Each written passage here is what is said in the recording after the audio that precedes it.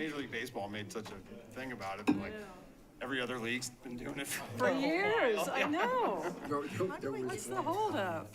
In the athletic, Oh, I it gotta said, share my screen well, at least to get it a in the woman Zoom got thing. fired before a robot. robot before, yeah. Calls a toner. Do I remember correctly, Jeff, that you're from New Hampshire or somewhere in New England? Recording in progress. Okay, Greg, let's go ahead and open it up and then Okay, any more time. we all good? Delay. We on TV and all? All right. All right, we'll go ahead and get the planning commission meeting rolling. We'll start with roll call. Blay, Here. Bomer, Here, Kriebel, Here. Colby. No. Darvington, Here. Bush, Here. Layton, Here. Walsh. Here. Riggs. Nope.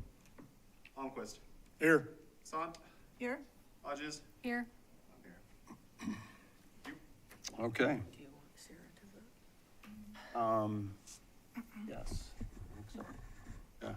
Make sure we say. Okay, we will have an alternate voting this evening. Sarah, you okay with voting tonight? Yep. Whatever comes up. Approval of minutes from July 28th, 2025. I so move to approve the minutes from July 28th, 2025. We have a motion and a second to approve the minutes from July 28th, 2025. All in favor? Aye. Any opposed? Okay. There weren't any amendments, I don't think. Are there any unscheduled citizens to speak that is to something that is not on the agenda tonight? Not on the agenda? Okay. Anybody online? No. No. Okay. Any amendments to this agenda? No. Okay, we'll go ahead and open the public hearing. Repeal and replace the existing Chapter 16 Land Use and Development Code of the City of Salida Municipal Code. Thank you, Chairman and Planning Commission. Good evening. We're here to talk to you about this little side project that we've been working on for about 5 years now. Finally in front of you. I know it's been long awaited, and we're excited to be here and to go over it with you, get your feedback on everything as part of this process. We've got Matt Goebel, who is online from Clarion Associates and Goebel Partners, who has been helping us all along the way to get here to where we are today. I just want to put some acknowledgements out there real quick, if we could scroll down. Been a lot of people who have worked on this over the years, and I just want to give my thanks to everybody on staff who's been a part of it, as well as over there at Clarion. And yeah, it's been a lot to pull this together. There's been a lot of starts and stops, a lot of challenges, not the least of which was COVID and everything in between. But we'll get into some of the details about this in a bit. I'm going to hand things over to Matt, who'll talk about kind of just some background on it, and then we'll end up jumping into the individual sections of this proposed code and go over it more or less in order, just acknowledging some of the bigger, more substantial changes and updates that are being proposed so that everybody is on the same page with that, and we can kind of do it in somewhat of an order. So with that, I'm going to go ahead and hand it over to Matt, and I think we can hear him online. Sounds good. Testing, testing. Yep, we hear you great. Sounds good. Thanks, Bill. Good evening, commission members. Nice to be with you again and to have this opportunity to present at this milestone occasion. It has been a long time coming. Let's go to the next slide, the scope and the timeline. So I was thinking, Bill, we should have changed the illustration here from a hammer on the left to a cobweb, maybe. It's been a while. Yeah. But we started back in 2019. It's been actively moving in fits and starts, like Bill said. We kicked things off with the city, issuing an RFP. Clarion Associates responded to that RFP.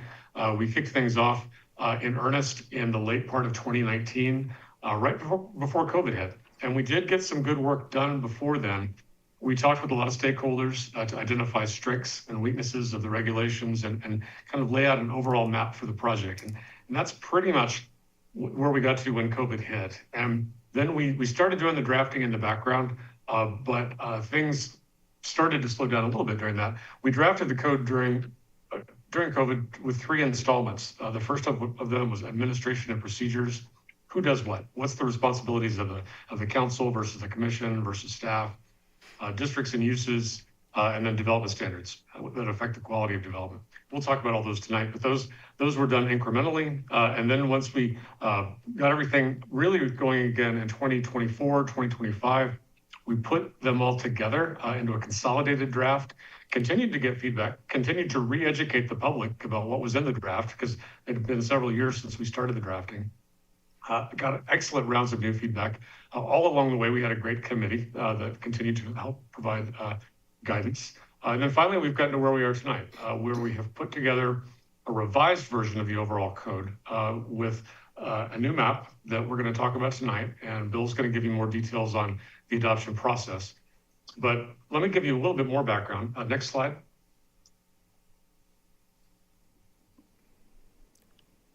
Why are we here? There we go.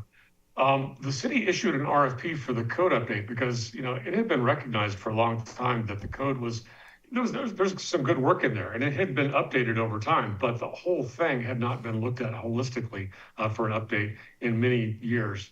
It was at least 12 to 15 years old in many parts. A lot of it was outdated. A lot of opportunities to make it more modern, to make it more user-friendly, to make it easier to use with more illustrations, et cetera.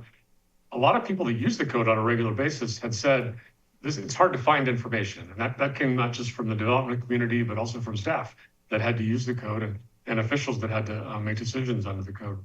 So they also needed to implement the plan better, the various plans that had been adopted, various policy initiatives that looked at affordable housing, that looked at sustainability. All those things needed to have a new home in an updated set of regulations. So that was all part of why the city, proceeded to go on this project. I think a big part of it too was just better predictability. A clearer code, more illustrated, would be easier for staff to administer and also provide greater predictability for residents as to the types of development that they can expect to see. So next slide. We summarized the initial feedback in a document that we called an assessment report. The assessment was of the current code and it was organized thematically. And you can see the themes listed down the slide here. They cover a lot of things that we'll cover tonight, so I'm not going to read all these, but some highlights were, again, that overall user-friendliness idea, modernizing the regulations, more transparency, more predictability, a lot of updates of the nuts and bolts, just taking a fresh look at the foundations of zoning in Salida. What districts is the city divided into? What are the uses allowed within those districts?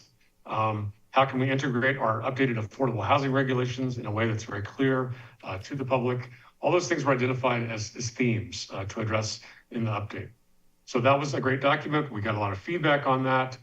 Next slide. Some of the feedback we got was through the mechanisms that you see on this slide. When we did that assessment, we put it out for a survey. We got feedback online. We also did stakeholder interviews in person. To get feedback.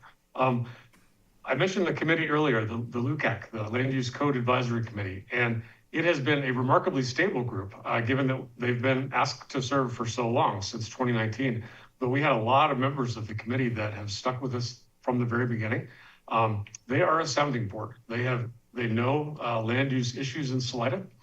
They have been available to review drafts, to issue spot, to help us kind of ground truth some of the things that we came up with. So could not thank them more for their service during the course of this project. And you might hear from Bill tonight some of the various issues that they weighed in on that resulted in changes in the drafts. The future land use plan map came about during the drafting of the code. It became apparent as we were looking at the new code that Salida needed to have more predictability in terms of policy on the ground with a map. Where did you see land use issues on the ground moving in Salida, and how did that translate to a map that could be implemented with zone districts? That map was a hole in the comprehensive plan that needed to be filled. And so the city identified that map as a tool that was necessary. We had a bit of a side trip to develop that future land use map, but that was done. Got a lot of great feedback on that. And now we've got a coordinated presentation and adoption with that land use map and the new zoning map that builds on that future land use map and also the code. Let's see, we've done regular updates to the website. That's been the main method of communication during COVID, but also afterwards. I think a lot of cities have decided that the website is the most efficient way to get feedback on big complex projects like this. You see the first drafts of the consolidated code there were released in April of this year. Those were put online. The map allowed people to compare their current zoning with their new zoning and to get really targeted information about how the new code would apply. A lot of traditional media advertisements supplemented that. Second draft came out in July of this year. Got a lot of feedback that was reflected in that second draft. And we have another round of edits that is reflected in the draft you see tonight. And I think the draft that you see tonight is the number of changes is much more modest. We are really fine tuning at this point. I think it's a strong document and we've identified, a few clarification things, the places where, just additional discussions have led to refined policy guidance. But it's pretty close to the document you'd see in July, except for the things that Bill and I will emphasize today. So with that, next slide. Just a couple of graphics to show you that we talked a lot with the public and we had some very well-attended open houses, workshops. People came out with a variety of questions. A lot of them wanted to know, what does this mean for my property? But they didn't actually live in Salida. They lived in Chaffee County and they were just kind of curious about this project and how it affected them. And a lot of people lived in Salida and had really good questions just about why is the city doing this project? And those were just very productive meetings. I had, over the course of the meetings, we had several dozen people come. Next slide. The website was up. That was our repository for all the past drafts. That's the place where people sign up for new information. That's still out there. So I would encourage people that are watching, if you haven't been to the website yet, do check it out. There's a link on the city's webpage there. That will continue to be where we advertise the final stages of the adoption process and we ask for additional input on the draft. I think that's my last, no, I've got a couple. That's our last slide on background and project, scope and how we got here. Bill and I are now going to talk with you about the draft and about how it is organized and how it's changed from what you've had in the past. First couple of slides are easy stuff. The general organization overall is cleaner. We've improved the organization by having fewer number of chapters. We've got a lot of consolidation of things that were similar in one spot rather than, dispersing them over dozens of pages. All the procedures are in one spot, for example, and all the definitions are in one place. You just see a slide shot there of the development design standards. Everything that affects the quality of development has been consolidated into that article. There is a lot more definitions in the draft as well, as we've defined a lot of key terms that weren't defined, and we put all those terms in one place. Next slide. Speaking of the organization, this is how we consolidated it. And it's, again, as I said, fewer chapters, fewer articles dealing with the chapters, dealing with topics rather than dispersing them out. I don't need to say much more about that slide. Next one. That might be my last one. Yep. Yeah, with that, we'll go into substance. Bill. Yeah, so we'll cover most of the articles that are in the proposed land use code. There'll be a few that we'll probably skip over. If you do have any questions, at the end of this, please feel free to ask those on those specific articles or anything else. I am going to skip over the Article 1, the general provisions, kind of just your typical legalese that goes into a land use code of this nature. No offense, Nina, online for typical legalese. Important stuff, but really not something I think you'll all be interested in. So I'm going to skip right to the zoning districts. That's Article 2, and kind of cover some of the bigger changes, updates that you'll see in this document. First and foremost, this is the section that works in tandem with the proposed zoning map, which is the subject of the second hearing tonight. which would be adopted along with the land use codes, that they become effective and can work seamlessly together once they are effective. And we have introduced or updated a number of zone districts as part of this zoning map to reflect the types of uses that we see today.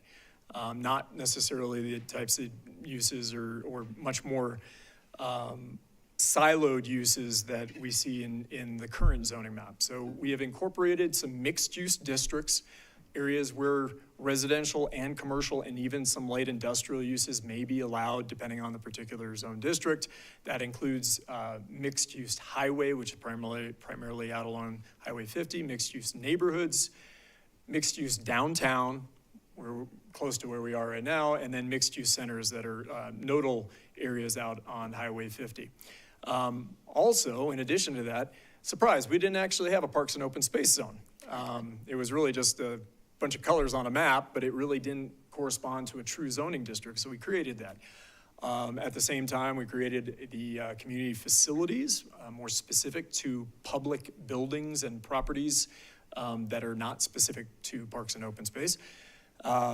Agricultural reserve, which is really kind of a holding zone for properties that may come in that would like to continue with any sort of agricultural uses, but may annex in at the same time, providing folks a little bit of opportunity to come up with a development plan or something along those lines, or if those agricultural uses are prioritized. And then lastly, manufactured housing residential, which is the current R4 zoning. There's been a lot of confusion around that. A lot of people have seen R4, they think that means the highest density. It never has. It always has been in the current code specific for manufactured housing, not for stick-built housing. And so we want to make that very clear and have decided to propose a different name for it, to MMP, so it's not confused with any of the mixed-use districts, which stands for Manufactured Mobile Home Park.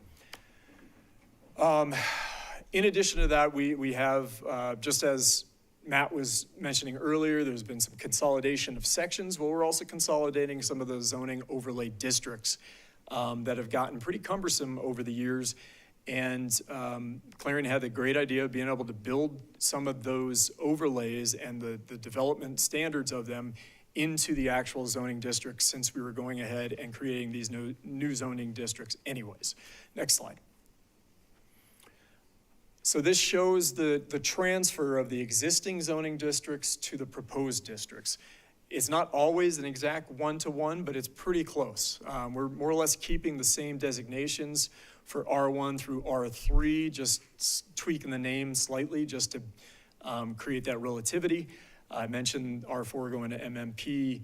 And then you've got the residential mixed use and the commercial zones that transfer into these mixed use zone districts. And then we also have industrial, stays the same, slightly different moniker on that. And then the new ones, as I mentioned. Next slide. And then these are our overlays. Where we had 8 different overlays, we have slimmed it down to 4 for just simplicity and being able to consolidate all that. So the elements of the historic protection overlay have been incorporated into the zone districts where they currently reside in our current code. Same with the Highway 291 overlay, the Highway 50 overlay. Those have primarily gone into mixed-use neighborhood and mixed-use highway, respectively. And then the CBEO, the Central Business Economic Overlays, primarily into the MD, mixed-use downtown district. The ones that are retained are the Downtown Historic District Overlay, Local Historic Landmarks, Sackett's Edition, and Planned Development, which has over the years been either an overlay or its own zone district, would be simply an overlay. So you would have to have a base zoning and then apply that overlay on top of it as part of that planned development process. Next slide. All right. So getting into some of the dimensional standards, some of the changes that are proposed. Current code says that in virtually all districts, you can build a building up to 35 feet tall, as long as it meets all the rest of the dimensional standards. We have One of the things that we heard through the assessment process is there's a lot of concerns around some of the character and just issues with height and buildings looming over some of the streets in certain zones or certain parts of town, especially the more historic residential core. So this is something that has been discussed with the Land Use Advisory Committee and Clarion and staff. There had been iterations, for those of you who are following it, iterations that discussed an average height of the roof at no more than 28 feet in the R1, R2, MMP zone, MN zone, and AG zone. That became difficult. If you can imagine the geometry and everything else that must be done to come up with an average height if you have a lot of different peaks and valleys in a roof line is very problematic. And there's, administratively, it would be a huge challenge and I think a bit of a waste of time to try to figure all that out. What was proposed more recently and we got behind is the concept of limiting the height of buildings, of primary buildings in those particular zone districts to 28 feet allowable for the normal front yard setback, but an overall height limit of 35. Not too different from what was originally proposed with that averaging. There was still a peak limit of 35 feet. But in this case, any part of the building over 28 feet would need to be set back a minimum of 25 feet from the front lot line. So in other words, there's a step back there so that you don't have that looming presence on the street. It doesn't appear quite as tall from, especially from the front. That is what is being proposed for these particular zone districts. Some more, I'm gonna just kind of hit these as they come. One of the changes that folks might see in the code currently, the R1 zone that's up on the mesa, only allows for one primary unit per lot.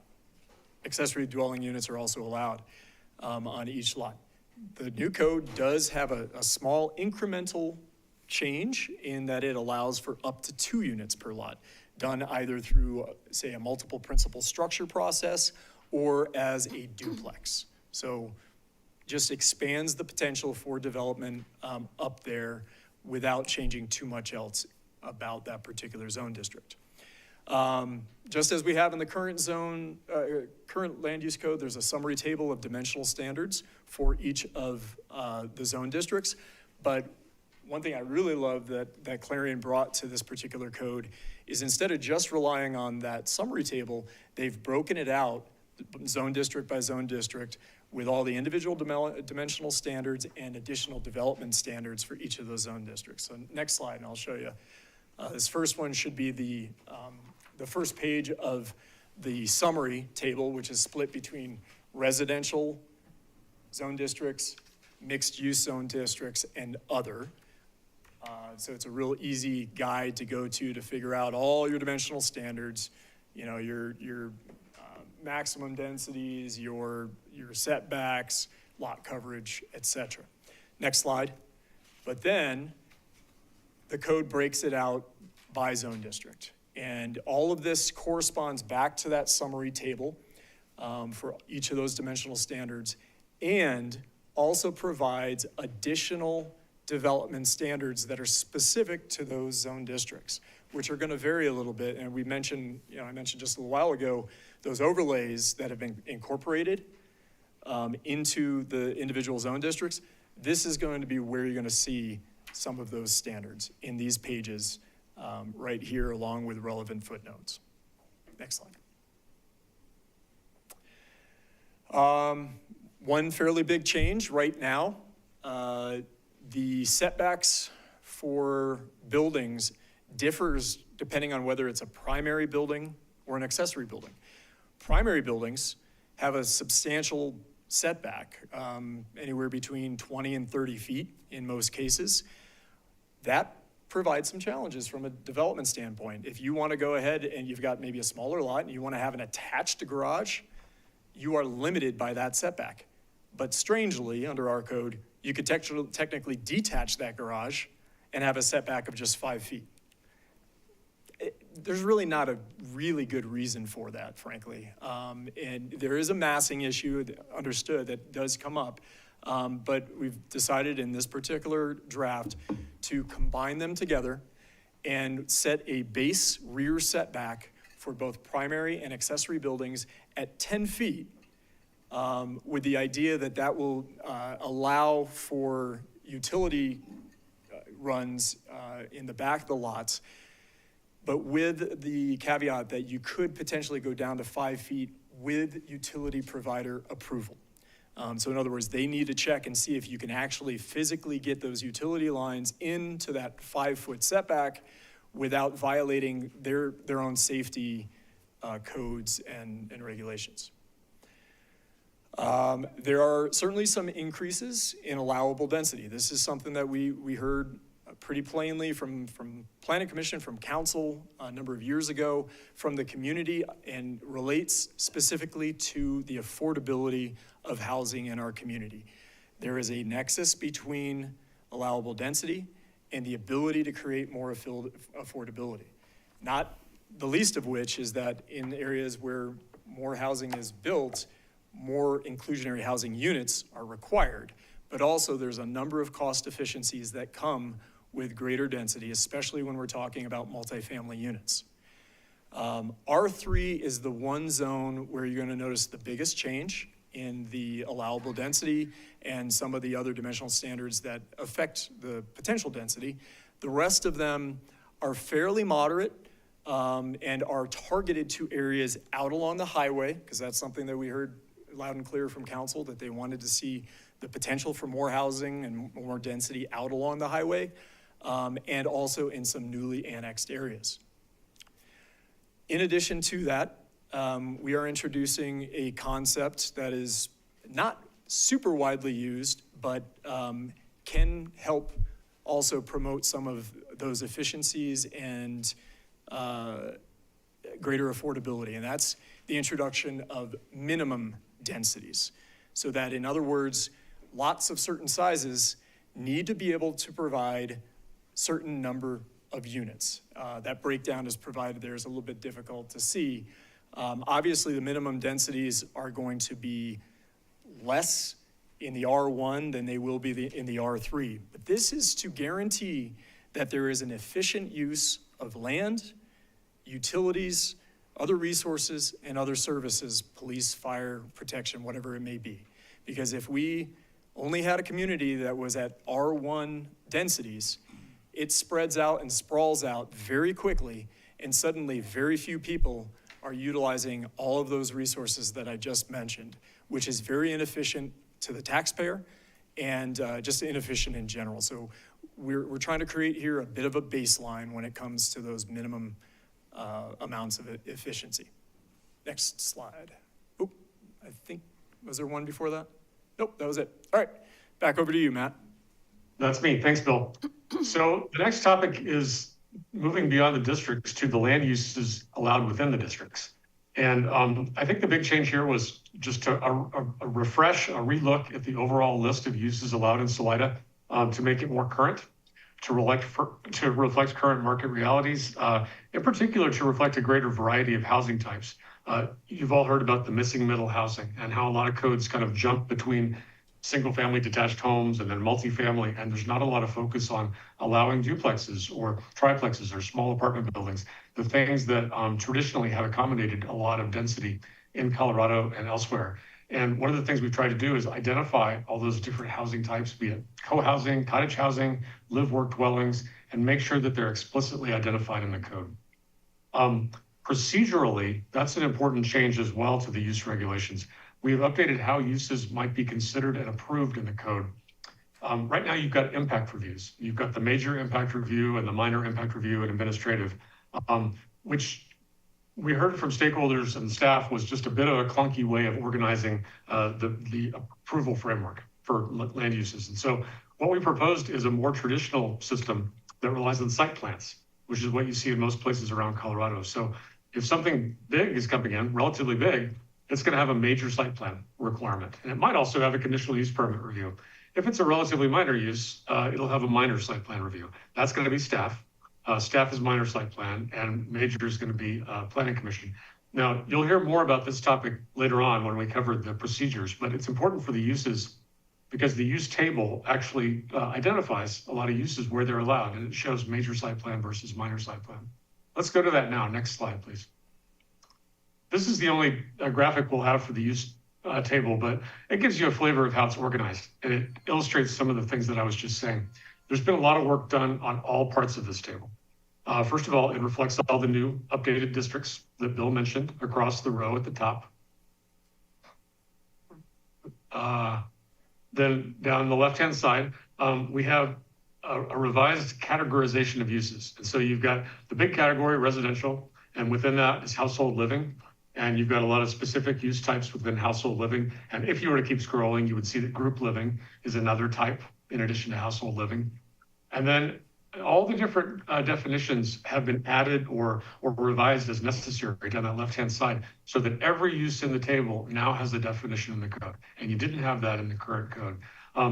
Some of these uses that are listed here, like dwelling, live, work, reflect that expansion of the use table that I talked about to make it more consistent with modern trends. Now, if we jump to the cells in the middle of the table, and we scroll up a little bit so we can see the district names.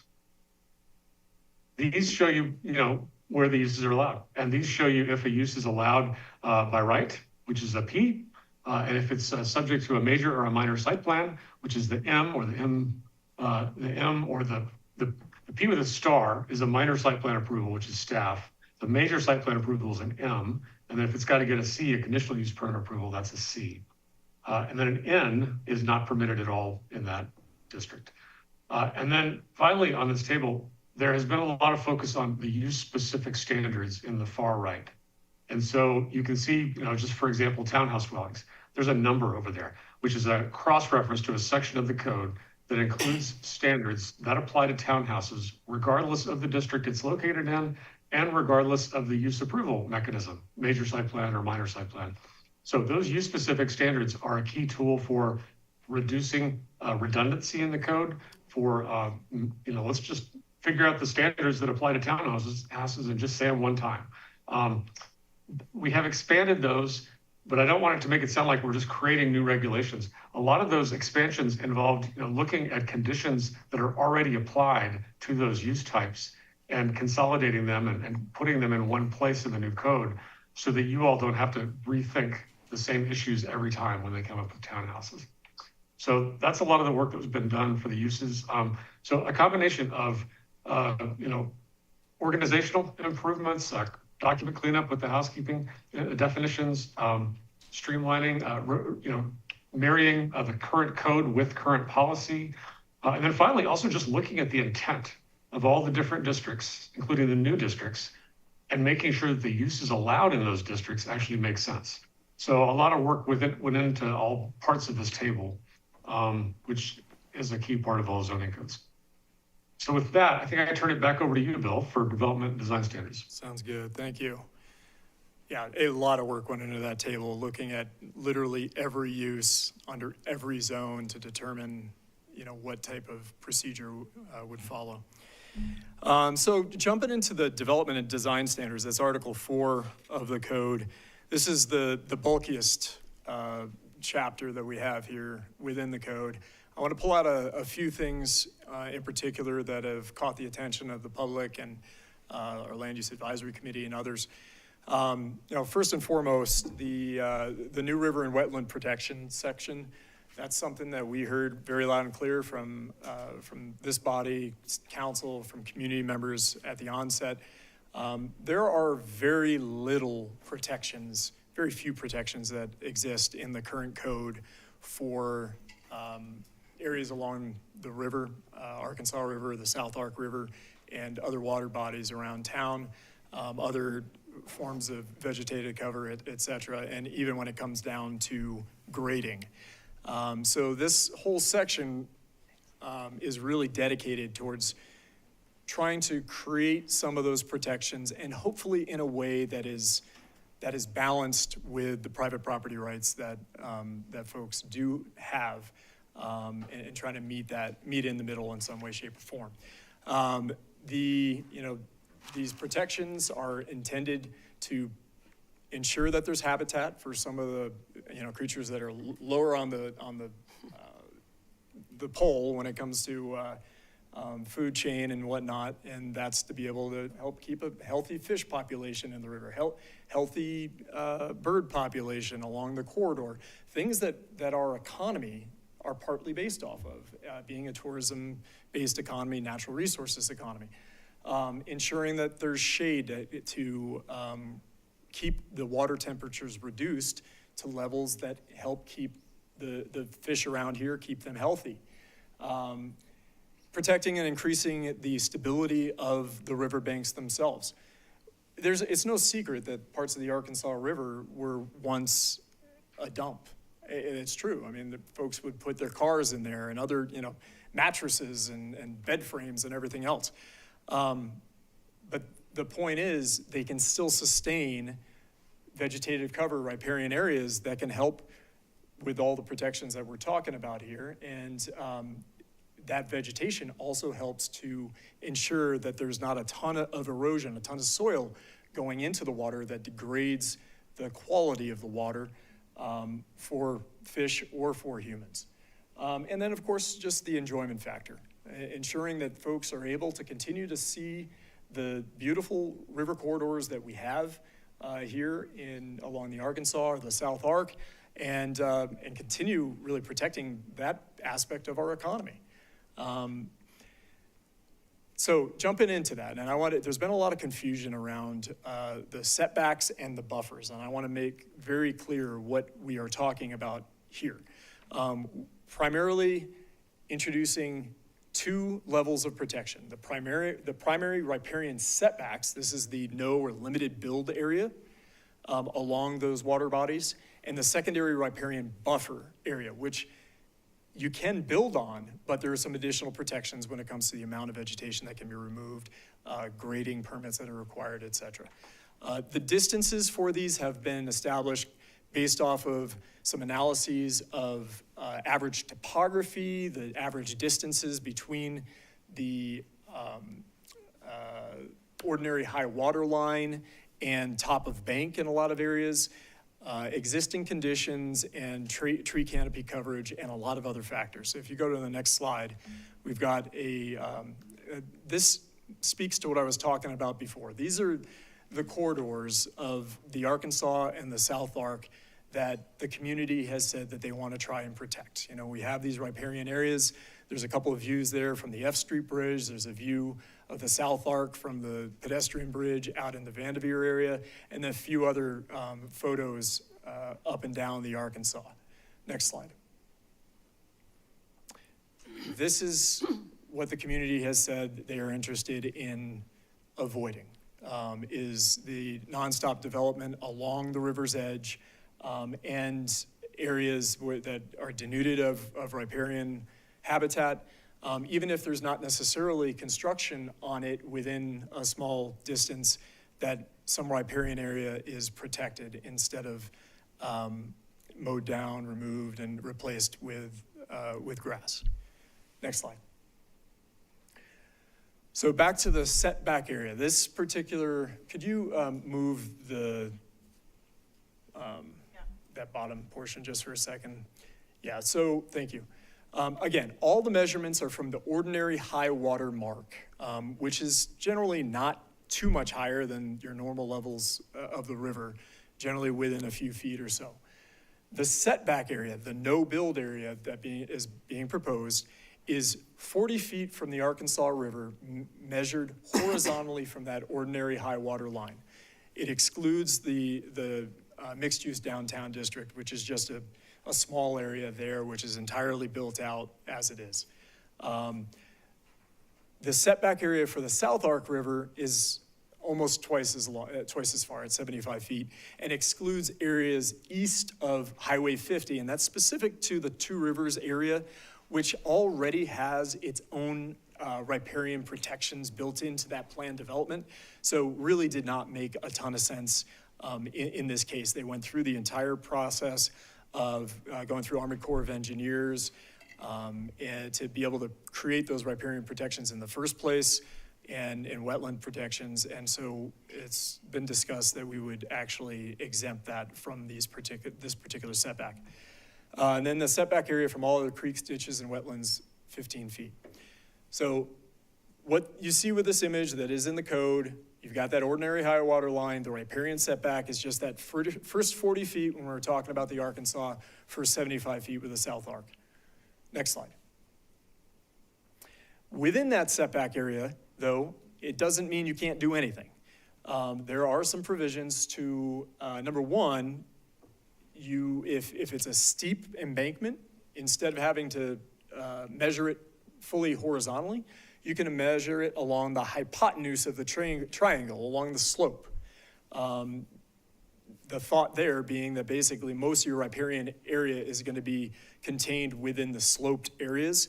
And then soon after you get beyond the top of bank, the riparian vegetation really diminishes pretty quickly. The provision for minimum square footage of buildable area, that number that we landed on after some back and forth came to 2,000 square feet. So that if this particular setback combined with other setbacks reduces the minimum buildable area to anything less than 2,000 square feet, it does allow for the director to then start looking at flexing on some of the setbacks, starting with the front yard setback to see if that makes sense. And then if you can't get to that 2,000 square foot minimum buildable area, then you can start looking at flexing the riparian setback, but at no point shall that riparian setback be anything less than 30 feet. And there are some limited uses allowed. So within, if you have a home, say, that's up on the bank, more than 40 feet from the from the ordinary high water line, a lot of folks want to have access down to the river. This does not preclude that. It just precludes how much that you can do and the style of development going down to the river. So that you could have a patio fire pit area that's up to 200 square feet, and you can have an additional 200 square feet of walkway down to the river's edge, which I think in most cases is going to be sufficient for those homes that are set back even 40 feet and beyond from the river's edge. As part of this, and really it's a new regulation in general, we will be creating a land disturbance permit application. So that's a new review for anything that would be within the setback area or the buffer area, which I'll talk about in a second, but it's going to be looking at what's going to be removed vegetation-wise, what is going to be graded to ensure that we're not fouling the waters and we're not getting rid of the high-quality riparian areas that are intended to be protected. Now, on top of this, of course, anything that is within the floodplain still needs to go through the floodplain development permit process, which we currently have in our current code. Next slide. So these are just a couple of examples of some properties there along the Arkansas, for instance, that could be allowed. It's a little difficult to see it. There's some homes that are kind of hidden behind some of the trees here along the arc, but they're set back around or about 40 feet from the ordinary high water line. The one on the left does have a walkway going down that it was engineered to ensure that there was no rise to the floodway. So properties along those lines still would certainly be allowed. You could still have your views to the river and access. Next slide. Now the buffer area. This is the next step, the next area beyond that initial 40 feet from ordinary high water or 75 feet if we're talking about the South Ark. Beyond that 40 feet on the Arkansas, we're talking about an additional 60 feet, again, excluding the downtown zone. And then an additional 75 feet out in the South Ark River, which really reflects the difference in topography around the South Ark versus the Arkansas. The Arkansas tends to be much more sloped. Tops of bank are well above the river's edge compared to the South Ark, which is much more of a floodplain in most of the areas. And again, that excludes anything east of Highway 50 along the South Arc. Building in these areas is allowed, but there are certain tree protections and soil protections there. A land disturbance permit would be required. And basically, we're saying that if there are 100 trees within that area, within that buffer area, 50 of them need to be protected.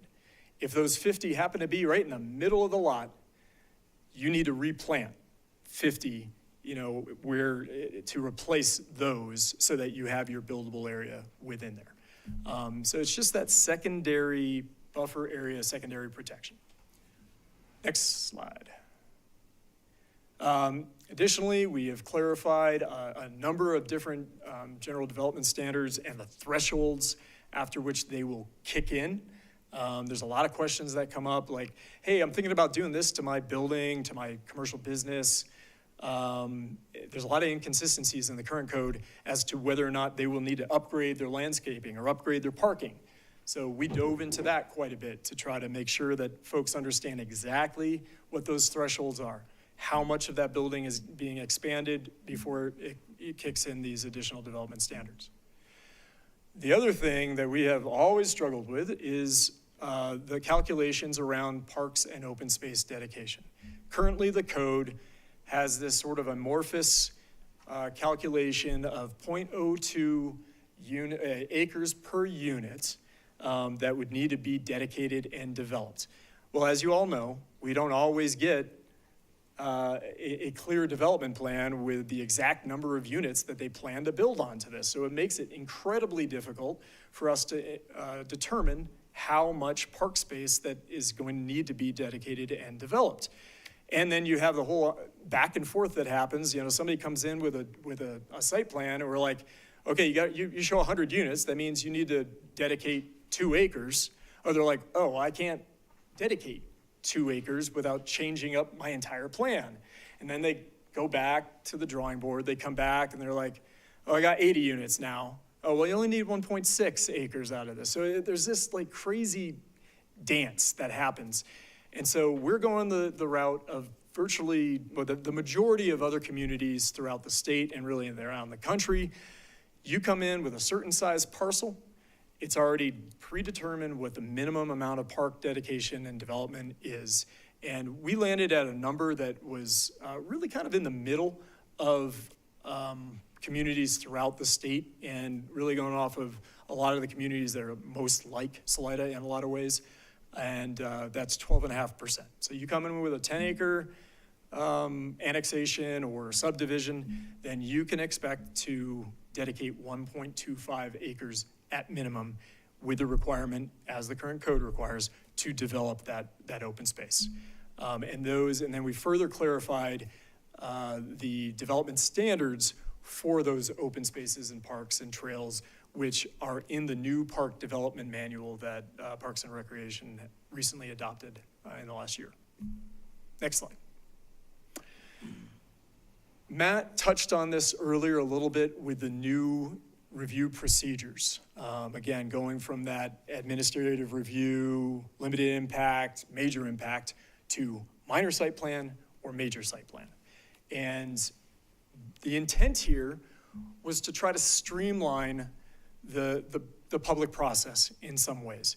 We are very public hearing heavy in this community, whereas a lot of other communities, there's a lot more that comes to the Planning Commission for final decisions. In our case, there's a lot that go to you that for a recommendation that then go to City Council. We are at a point where we need to evolve for a variety of reasons and put more decision-making power into the hands of Planning Commission and frankly into the hands of staff for some of the smaller developments for efficiency's sake. It's a cost-cutting procedure. It doesn't limit people's ability to comment and provide input on the development proposals, but it provides everybody, I think, a cleaner view of what actually has to happen and what the process is. Because we have a lot of confusion out there, whether it be members of the public or developers. And so this will help streamline it. It raises those thresholds between things that need to go to council or need to go to planning commission, number of units, for instance. And these tables lay that out perfectly for everybody to see whether or not there's a public hearing involved. And I will note that there still will be a number of things that come to planning commission through this proposal that you would all decide on. But when there are dedications of parkland or right-of-way or whatever it may be, that still needs to go to council for their ultimate approval, just because of the transaction aspect of things. Another big thing here is, oddly here in Salida, if somebody wants to come in and do a subdivision or a planned development,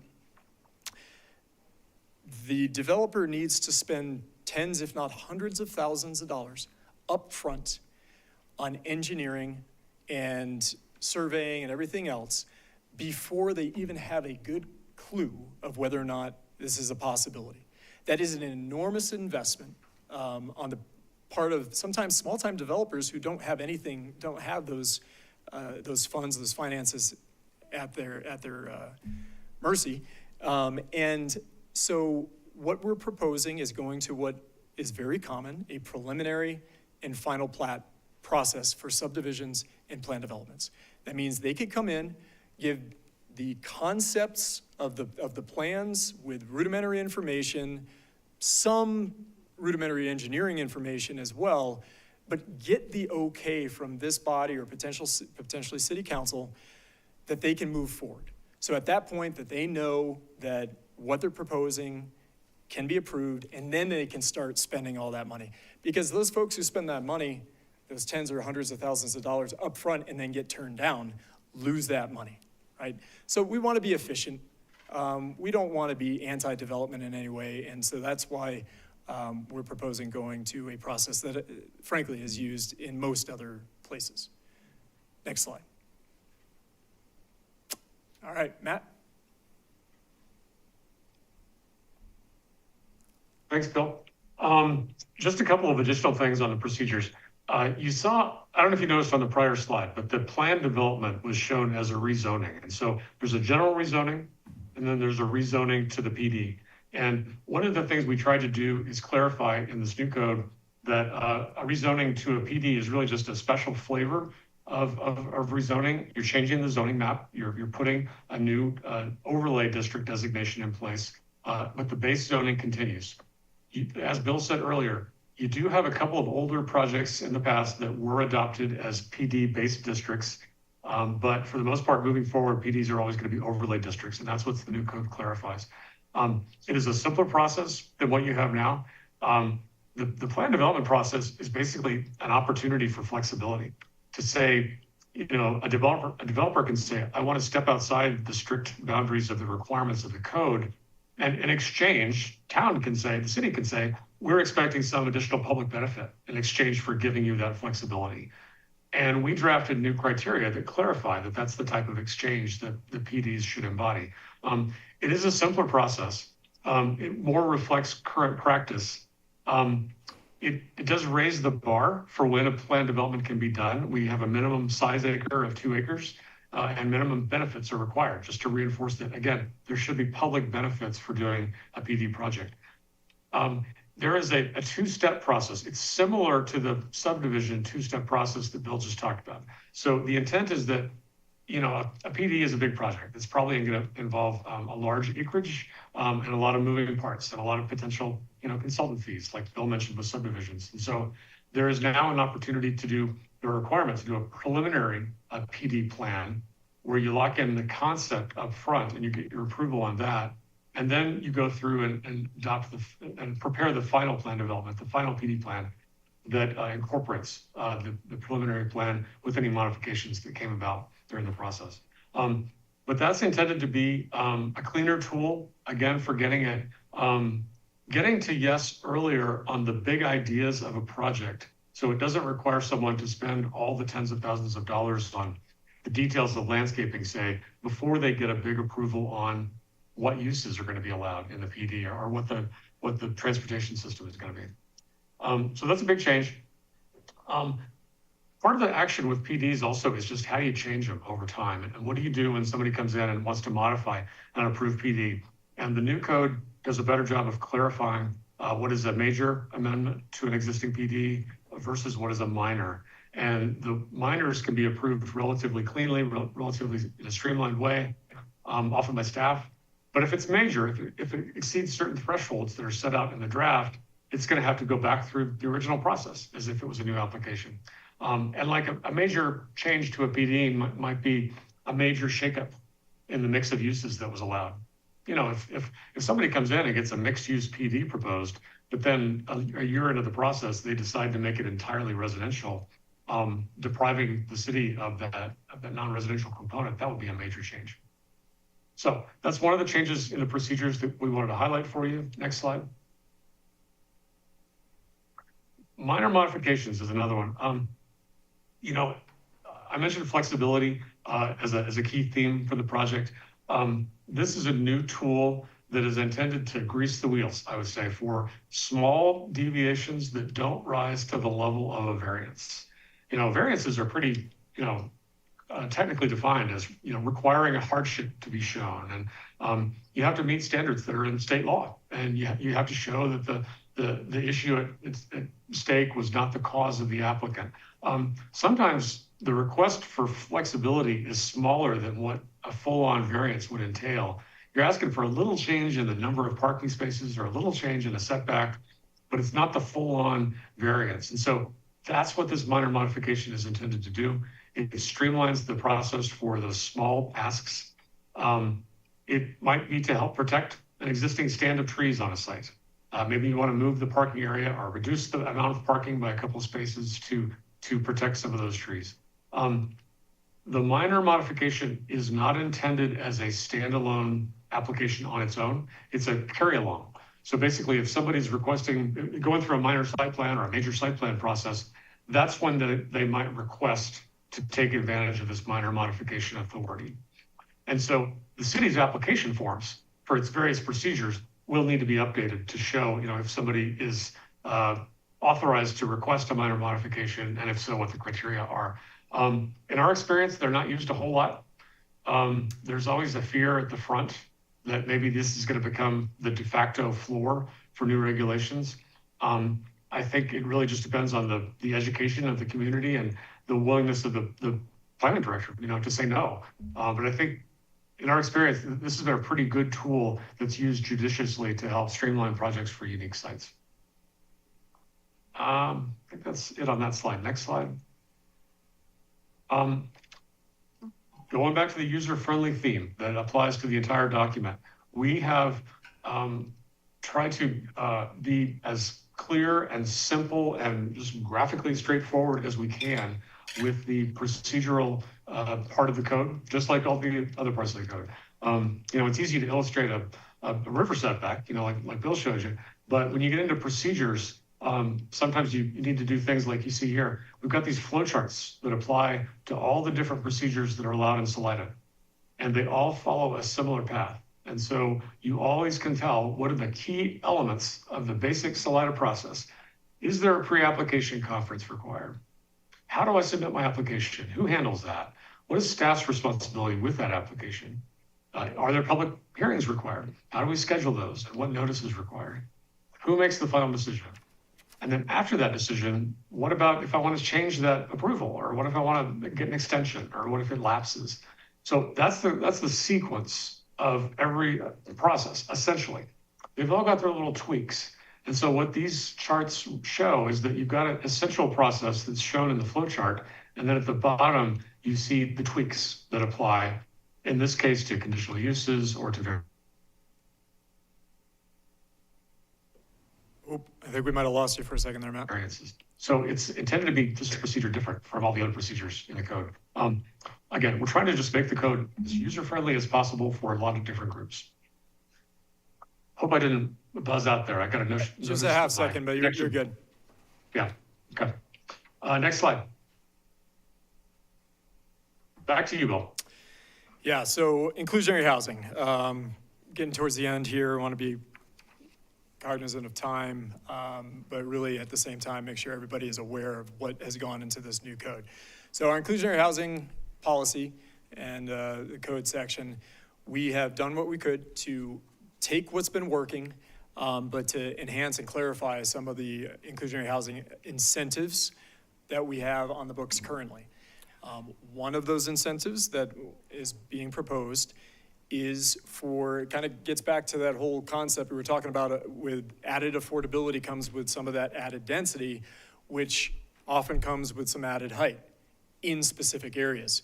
So the new code proposes additional height, generally one extra story, in certain areas out along the highway, mixed-use highway zone district, in certain very specific areas of the downtown district, and out in those nodal areas, the mixed-use centers out on the highway.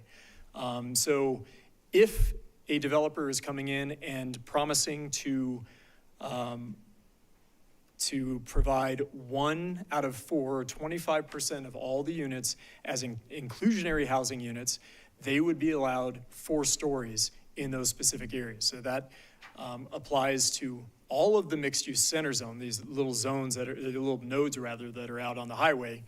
All of the mixed-use highway zone, except that the 4th story, anything above that 35 feet, would actually have to be set back 75 feet from the highway. So similar to what we were talking about earlier with that 28 feet to 35, residential zones, et cetera, this would be 75 feet. And that's to try to prevent there from being too much of that canyonizing of the highway. I mean, I don't think we're gonna end up seeing, huge 4-story developments pop up overnight. It's gonna be a very incremental thing over years and decades.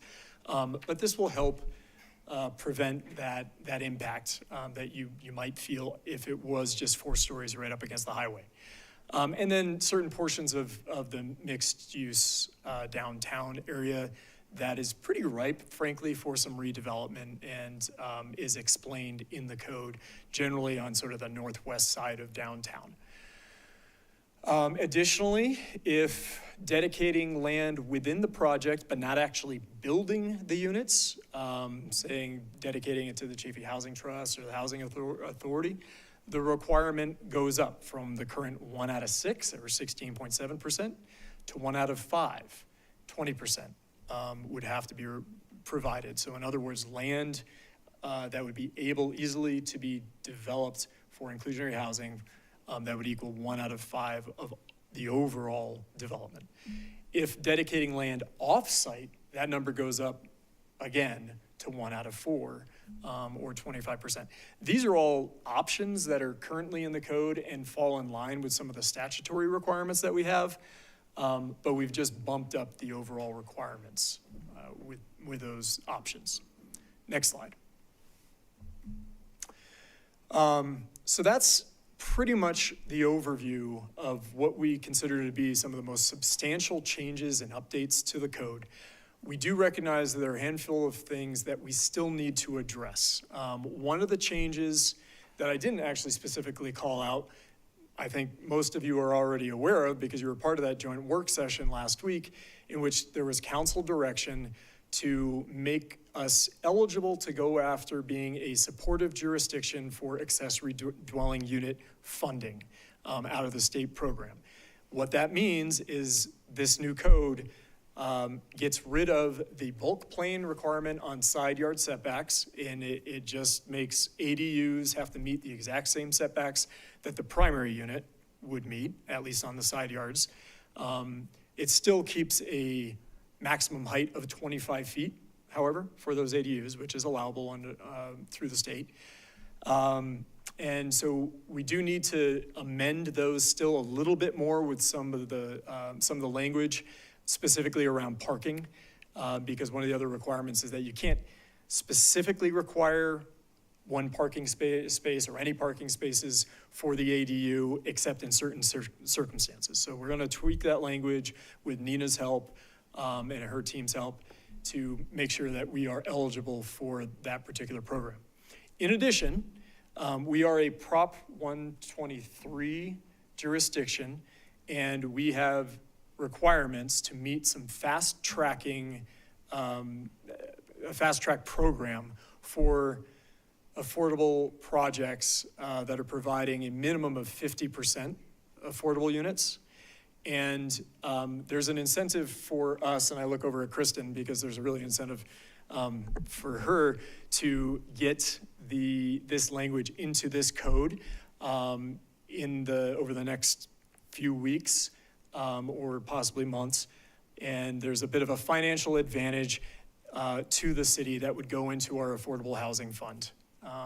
They actually have $50,000 that the state will grant to the city if we have a fast track in place prior to the end of December. So I've asked Kristen to jump on that so we can make use of those funds. We do need to refine, I think, some of the language around the plan development rezone overlay, overlay rezone process, just to be clear about sort of that procedure. We do recognize there are a few errors, Scrivener's errors here and there, formatting issues that we'll work with the attorney's office to change, but they're very inconsequential. I do have one question that came up recently that I'd like to pose to you all. I'm going to come back to that, though. Don't let me forget on the long-term RV occupancy question. I just want to get to the end of this, and then we can kind of get into some questions.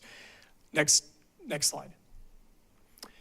One big thing here. I will say it is very common for communities that are doing a full land use code revision like we are doing to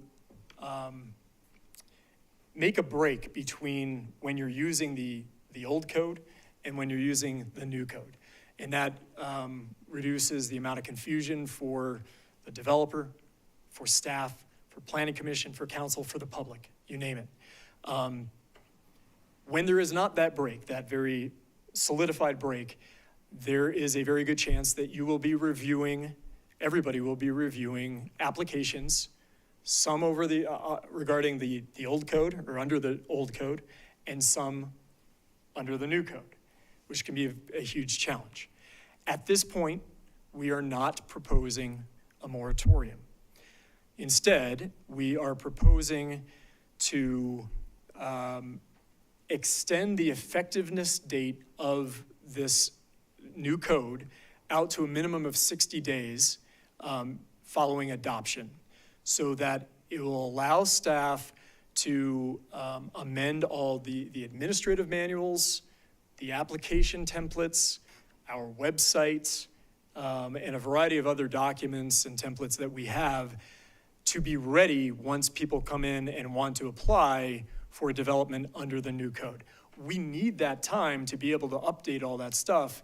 We're starting the process now, but until we have a final document, we don't know exactly what's going to go into all of this. So it's going to be a major stretch for us to get that all done, and we're going to need these 60 days. But for other reasons that I mentioned earlier, we want to try to make sure that this is adopted and effective by the end of the year, ideally. So that is something that we're looking at doing.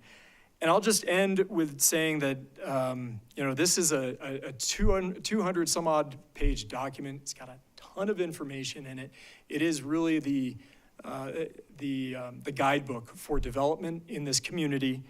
It is a living document, so we recognize it's not perfect. It's nowhere near perfect, but the intent through this process that we're in right now is to help refine it a little bit more, get your feedback, get your recommendations, and do the same, from the public, frankly, and obviously City Council, get that adopted.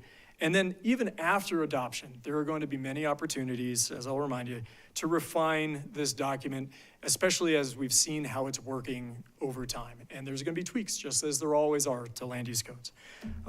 So with that, I will just simply say that the question we had around long-term RVs, I don't want this to be a huge portion of it, but the question was, our current code allows for dwelling in long-term RVs under a certain process. going through either administrative review or conditional use review. And I will ask of you all to, at some point, not necessarily right away, consider whether or not you want that to be a staff review or that's something that you want to go to Planning Commission. So with that, I'm going to turn it over to you all. Thanks for hanging in there. Thank you, Bill. Thank you. Thank you, Matt. Thank you as well. I do want to get into questions, but I think we should just establish some ground rules on that. I think because we'll pretty easily just get into discussion, I think, with essentially the city being the applicant as well. So if you have any just questions that you want to ask, dying kind of clarification things, otherwise I'd just get right onto the public comment and then we would get on to our own discussion and questions. So if there was a real pressing question for anybody for staff right now, I would entertain it. Thank you. I'm sure we'll get into lots of questions, but why don't we go ahead and move on to public comment. For those of you, is there a, Right into the microphone. all right. We have a pretty short list, so I'm not going to hold you strictly to 3 minutes, but we are probably going to have a lengthy discussion this evening as well. So, yeah, we want to hear you out for sure, but maybe be cognizant of our time as well. Thank you. Thank you so much. John Wood, it started with an easy one. That's great. And I will be as short as my name. My name is John Wood. I live at 2232 Two Rivers Road, but I own a vacant lot on the north side of East Sackett, just around the corner from here, that I'll tell you more about in a minute. First, however, let me start by saying thank you to Bill Almquist. Trying to rewrite this code is a ponderous undertaking, and he has gotten input from everybody and their mother-in-law. And I can tell you from personal experience that Bill has listened to that input. He has taken it seriously, and he has worked with the commenters to try to make this the best code, and I know he's worked hard at that. That said, let me tell you about my problem. I own, as I mentioned, the last vacant lot on East Sackett. It is a constrained site, even without the 40-foot setback from the high water mark that we're talking about tonight. And I have learned tonight of a new constraint that I hadn't picked up on before, which is if I want to go above 28 feet, that element of the building has to be at least 25 feet off the front lot line. And every foot that I get pushed off the front lot line pushes me 1 foot closer to the river. So what I am asking, and what I talked to Bill about, was a degree of flexibility. And he has provided, as he explained tonight, for the potential, if conditions are met and his discretion is satisfied, to reduce the setback to 30 feet. I'm going to ask for a little more leeway to 25 feet. And that's not a number that I just picked out of my head, out of the air. I did go and take a look at other municipalities, towns, and cities in the mountain area to see what they used as a setback from a river. And, you know, Frisco, Breckenridge, Silverthorne, Buena Vista doesn't even have a setback. Blue River, Keystone, Gunnison, you know, pretty universally 25 feet or less is the standard that is applied. So I understand the motivation to have a bigger setback, start out with 40 feet, but my very focused minor request is if conditions are met and the discretion is warranted, allow the administrator here to go down to 25 feet, the standard elsewhere, rather than sticking at 30. That's it. Thank you. All right, Keith Kohler. I'm gonna Okay. Greg Bain. Thank you. My name's Greg Bain. I live at 440 Grand Avenue. And right now, my property's zoned commercial, and it's we're going to multi-use neighborhood, which could work well for the concept that I've been slowly developing and working on the property for about 7 years now. But so I'm really looking for a lot of clarification about the long-term occupancy of an RV. Tiny homes are considered RVs, as are park models, and they're taxed as such. And so that is part of my concept, at least till I can afford to build more permanent structures, which I actually have designed for the lot that I started with. You know, I had everything, designed so I could know that I wasn't I wasn't gonna get my own way when I started. But anyway, the long-term occupancy of a mobile home, which is a tiny home. Durango, for instance, is very tiny home friendly. They make exceptions in the code, and it provides an affordable housing unit. My big consideration and argument for that, Salida has been encouraging ADUs to increase the rental market, but it doesn't increase the affordable rental market at all. If you've got $350,000 to $500,000 in a second home in your backyard, it doesn't make sense to rent that for $1,500 or less. But if we could allow tiny homes in the same space, connected to the same utilities that the ADU would be, again, it's classified as an RV in a lot of places. So a tiny home, just to clarify, is 200 feet or less, or a tiny house like at the RV park on the east edge of town. They're more like park models, but they're also classified and taxed as RVs. But again, if that was an option, you're under $200,000 and can then rent it much more affordably than you could something at twice that cost. And so that's something I would like to see in the new code.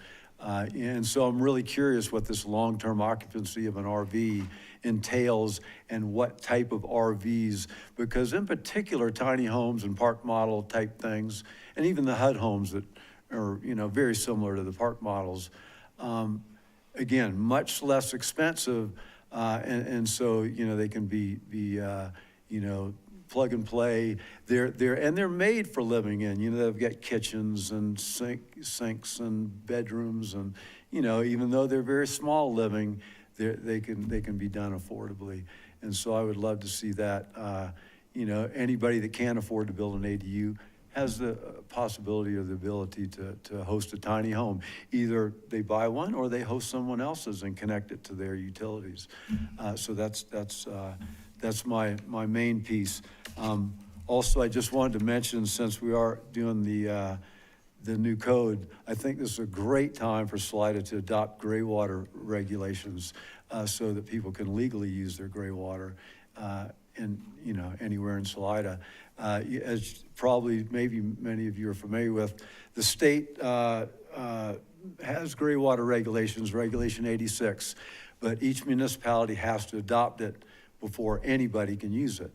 And so I'm just recommending that we adopt that while we're doing the new code, to make that part of the new code, so that we can incorporate that. And I just want to say that Denver has an excellent gray water program, real simple. You can apply online, real straightforward, and it's working great. And seriously, we could copy and paste it. It's just that clean and that well organized that we don't have to really do much work. But if we adopt Regulation 86 and copy and paste what Denver's doing, we could do gray water in Salida. So that's Thanks, Greg. what I'm thinking about. Thank you. I would say on that, because I've looked into that as well, I'm pretty sure that that's basically the county has the jurisdiction on the gray water. Actually, I don't think that's accurate, because counties or municipalities, so municipality can adopt it. I don't think we're dependent on the county doing it, although it makes perfect sense to coordinate it. I've spoken to the county about it, and they're on board of trying to get that in. Yeah, so that'd be wonderful. Yeah, great. Yeah. Thank you. Thanks, Greg. Doug Peltier, did I say that right?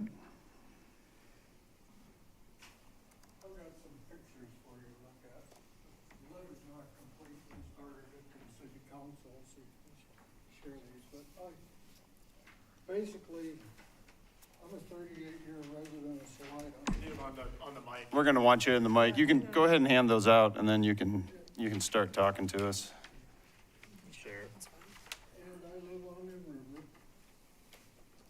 And I think the new setbacks should be limited to new development, not stuff. Why don't you wanna hand me a file and I can help Yeah, if you just, distribute yeah, that? we can, And then we get you on the mic, We can- yeah. we can.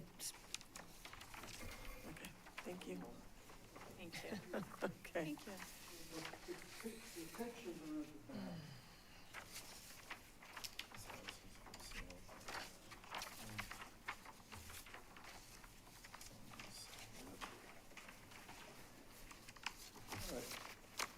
Okay, basically, I bought my home Excuse me, point of order. Mr. Peltick, could you start over with your name and where you live? Because we didn't get that Yes, on the mic at okay. all. Thank you. Yeah, Doug Peltier, live at 540 West Sackett. That's in the Riverside Edition. And the pictures on the back, show the lots and everything. So basically the Riverside Edition was when the people moved out of railroad town into houses. And it goes basically from Absolute Bikes to the ballpark,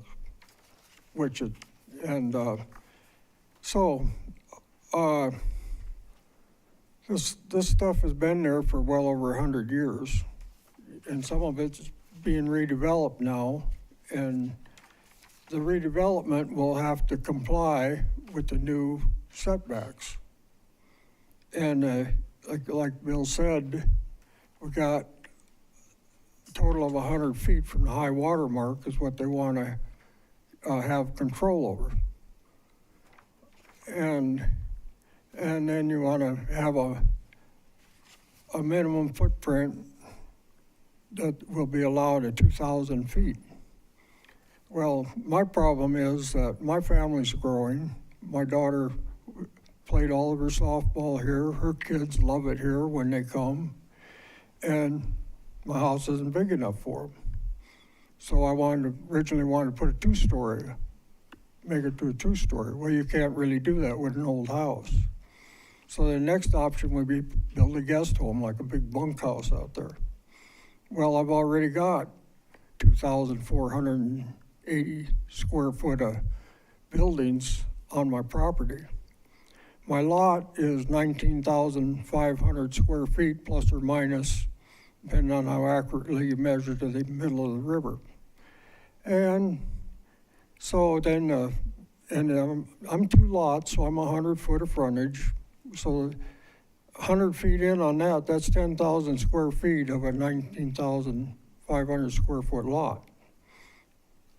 And my building, my main house and my garage are both way back from the street setback into the riparian buffer zone. So I feel like I can't do anything further development of my property to make it the way I want it with the restrictions that will be involved in it.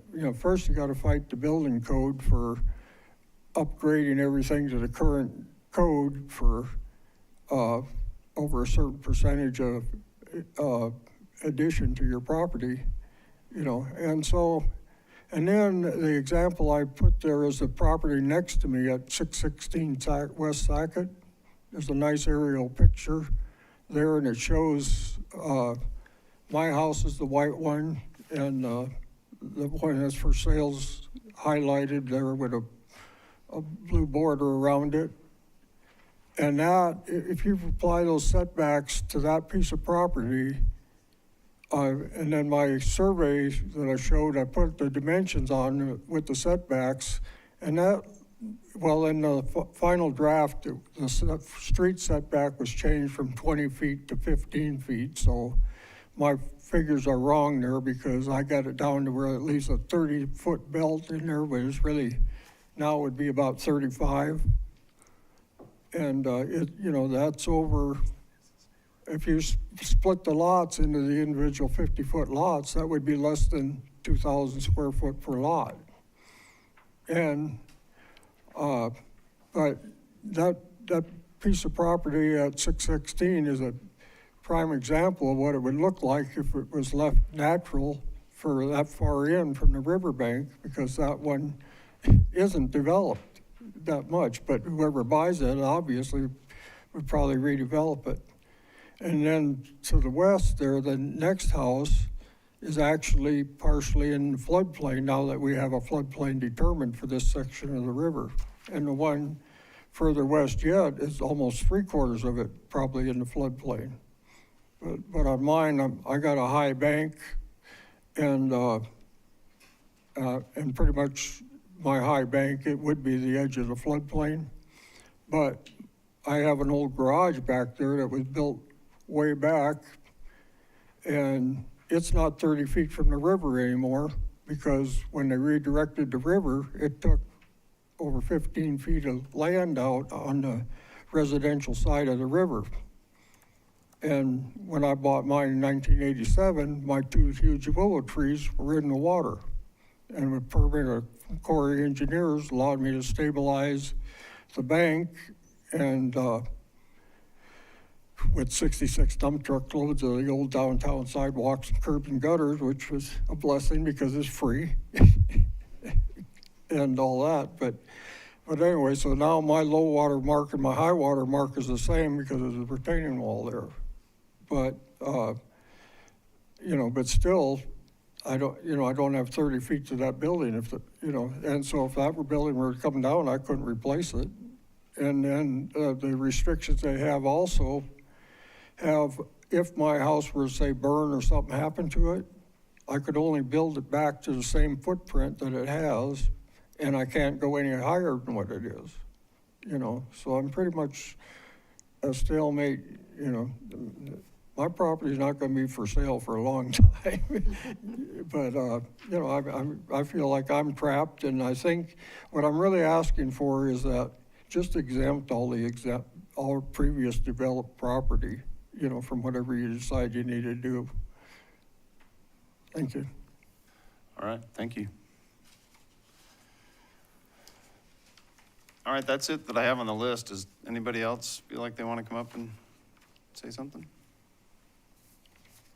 Okay. All right. Do we have anybody online?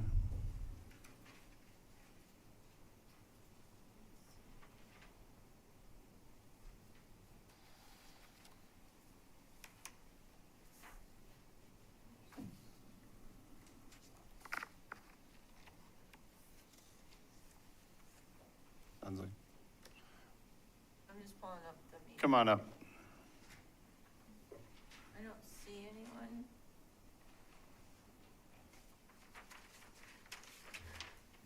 Good evening. I'm Corey Bauman. My partner, Catherine Collins, and I are building over at 16 Hillside Drive. And I just had a question as well on the long-term occupancy for RVs. Trying to do all the math related to the minor site plan that seems to be required to have a long-term occupancy RV on a lot that's zoned R1, R2, R3. I think MN and industrial, a couple others have the same sort of P star.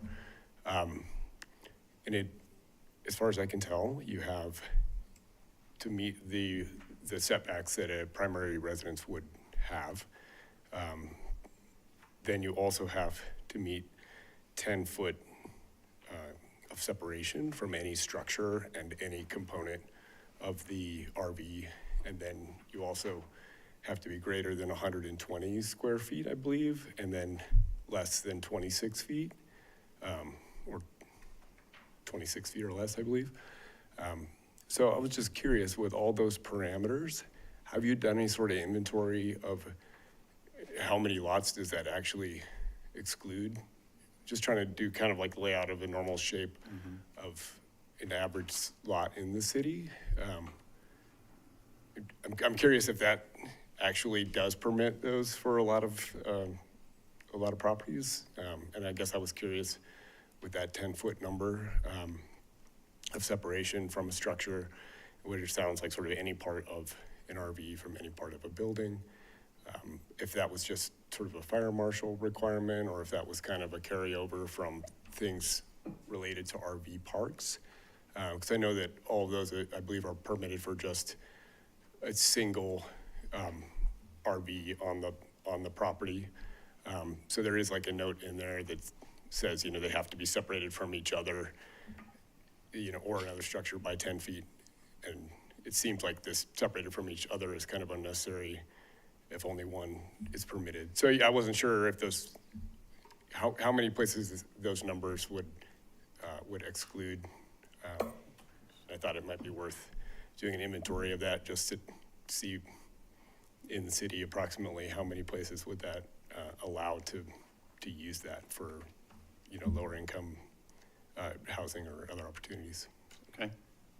Thank you. We do have one online. Chris Droll, if you want to speak, could you raise your hand? I'll see if we can unmute you. Let's see. If he doesn't raise his hand, I think, don't worry. Right there. Yeah. Okay. All right, I don't see him raising his hand, but. Okay. All right, maybe we can get to some of those questions as well, but I think we'll go ahead and close public comment. And do you have anything for us right now, or are you just ready for questions? I mean, I'll answer the last question that came up. We didn't do a specific inventory, based off of the RV long-term occupancy requirements. So we don't have that information. Yeah, that's what I figured.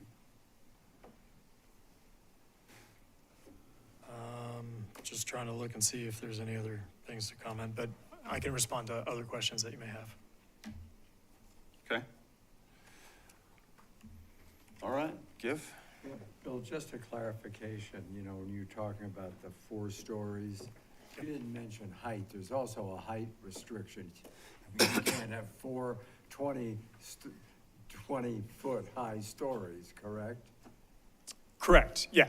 There's an ultimate height restriction on Yeah, most it's areas of 35. 45 feet, correct? So 35 feet is your base, and then that extra 10 feet would be allowed through the inclusionary housing incentives.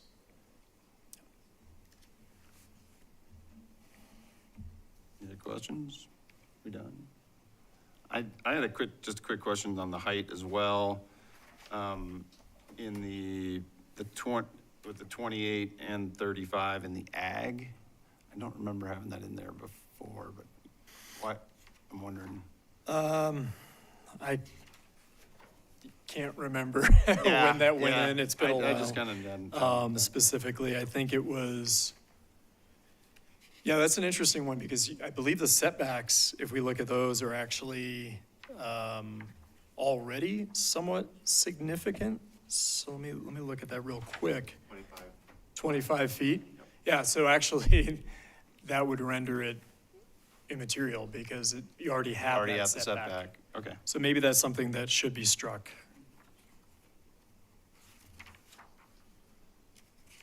I think. I have a question. Bill, in regards to I don't know, correct me if now's not the time. In regards to the river setbacks and stuff, what happens when, there's a lot of properties that have been developed already that are within those setbacks that are being proposed. Yep. They burn down, someone wants to remodel. What is the scenario there? I think there's specific language to that. Matt, if you know the exact section on that one before I get to it, let me know. But I do know that there's. I'm not quite there yet. Yeah. Okay. It would have to be in the same, bigger than. I think that comes in, is it section 1 in the nonconformities? What's the question? If there's language in the riparian setbacks, if there's existing buildings that say burn down, I think we have language that discusses whether or not they would be able to rebuild in place. I think we said, I didn't want to interrupt Matt if you did, but I thought what we had talked about was yes, with the exact same footprint. And I think that's right. I'm just looking for the language, and we may have just decided to defer to the general non-conforming language in the front. I think we Just did, trying to- which it would be under 16-160 subsection D, I believe, non-conforming structures.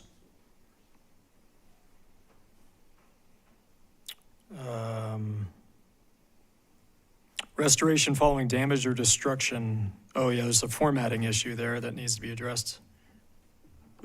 A non-conforming structure that has been damaged or destroyed by fire or other causes may be restored to its original condition, provided that such work is commenced, and then there's a timeline for starting that, starting and completing that work. And I think you're correct, Matt, that we deferred Yeah. to that section, so we didn't treat the riparian area any differently than anywhere else for nonconformity. Mr. Chairman, long ago, when we were talking about this, didn't we put that in the context of if there was something, a structure that was nonconforming, it was larger, for example, then might be allowed or closer to the setbacks? People were concerned that if something happened, they couldn't rebuild.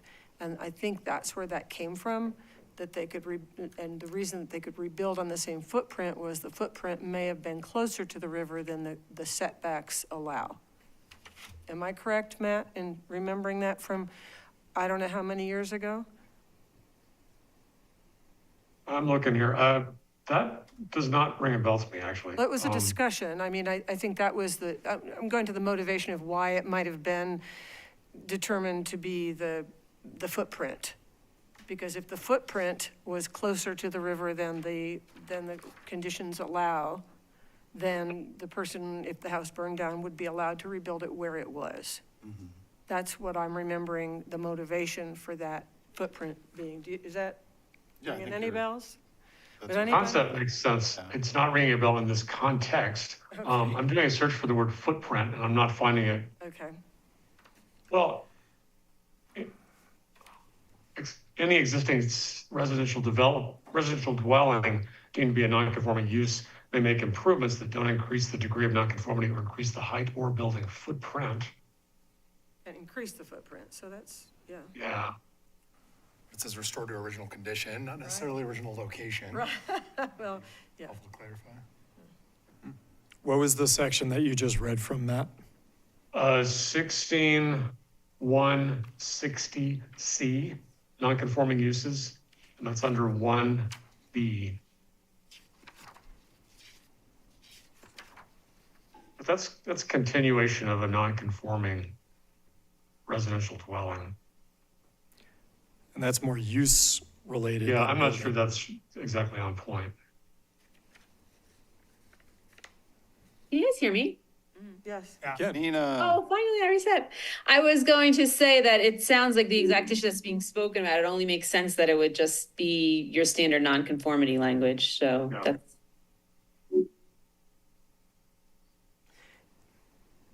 It also says on C, an extension to the non-conforming structure may be permitted by the director to comply with the provisions of the ADA, provided that it's demonstrated, I guess, the need. So there are some exceptions.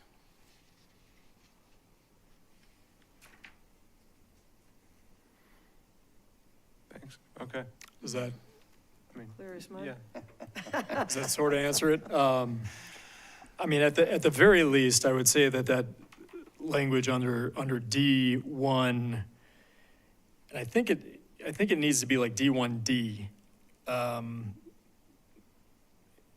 That would lead staff to recognize the fact that, at the very least, it would need to be built or could be built in the existing footprint. Or- Bill, I think it's actually, it should be a 2. Two. Restoration following damage or destruction, that's the heading. And that should be a 2, and then the text should be below it. So Okay. that was my formatting Okay. here.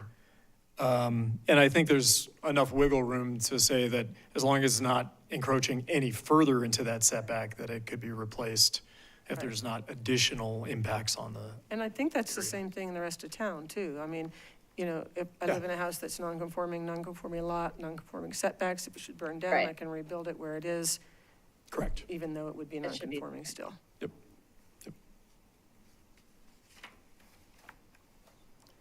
Okay. I would be, I ha- I kind of was thinking that we should go Oh. down kind of the list, like we should start checking things Right. off that we started. I'm okay with, because most of the people here this evening Mm-hmm. kind of seem to have this question, as well as the long-term RV, Mm-hmm. kind of go, maybe discuss those things a little bit. Sure, and I have kind of a nit to pick with that. Just one little thing, I was talking to Bill about it. I want my fellow commissioners to help me, help me understand what our intent is for A, What- okay, on bring us back recreational where- vehicle, right, okay. long-term occupancy.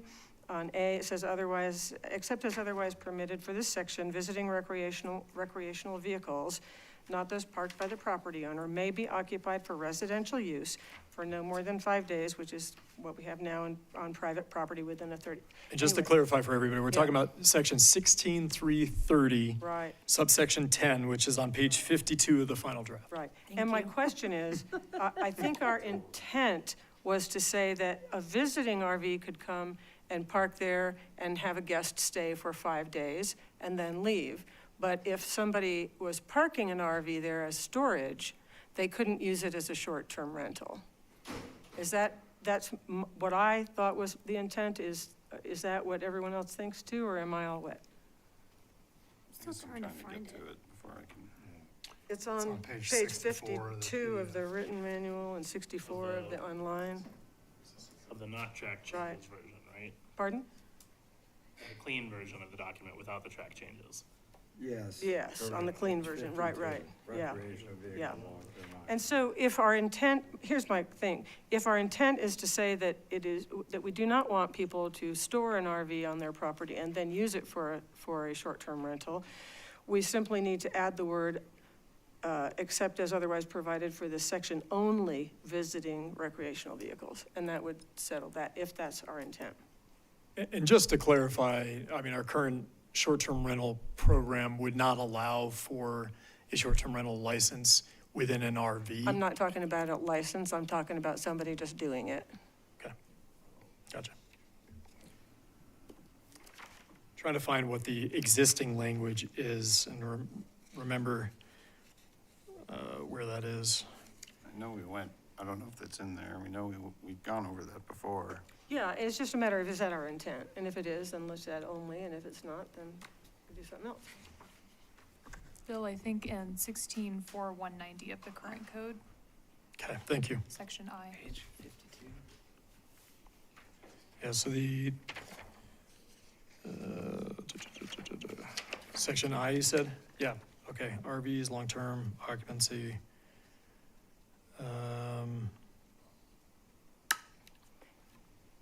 And again, while you're looking, Bill, that, Yeah. you know, what we've got in our current code says you can have a conditional use permit if you meet certain setbacks and that sort of thing, so, you know. Yeah, and it doesn't, I'm I not don't seeing think in there's the, anything in our current code that discusses discusses that. who's providing That's right. the RV, if it's That's coming right. in from the outside, because Right. it says under I-2A, recreational vehicle proposed for long-term occupancy must be located on a previously established mobile home site. That Right. was the language. We did remove that particular piece. But then it just jumps into pretty much all the other standards and doesn't discuss, Right. So I'm just looking for, provides it? I'm just looking for clarification. This part right Commissioners?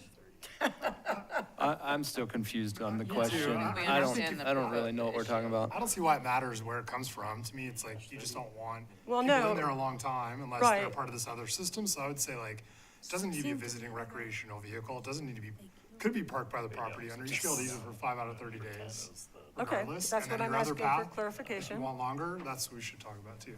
Okay. Okay. Do we, can we discuss the number of days? I mean, I don't know. Well, 5 days is what we've always had. Yeah, I mean, I think it's really common to let, I know plenty of families who, they, like, in this instance I'm thinking of, they've had a newborn baby and their parents have come and they've stayed in an RV in the driveway for a couple weeks to, Right. like, Well, I have no problem with Like- that, but if you think about, if the RV comes and stays in the driveway, and it's there all the time, and it's very close to a property line because there's no setbacks, there's no requirements, there's nothing to say, anything about it, and then guests come and use it, it sort of is an ADU or a short-term rental. I mean, it sort of acts that way. But I'll defer to whatever you guys want to do. I'm just wanting clarification.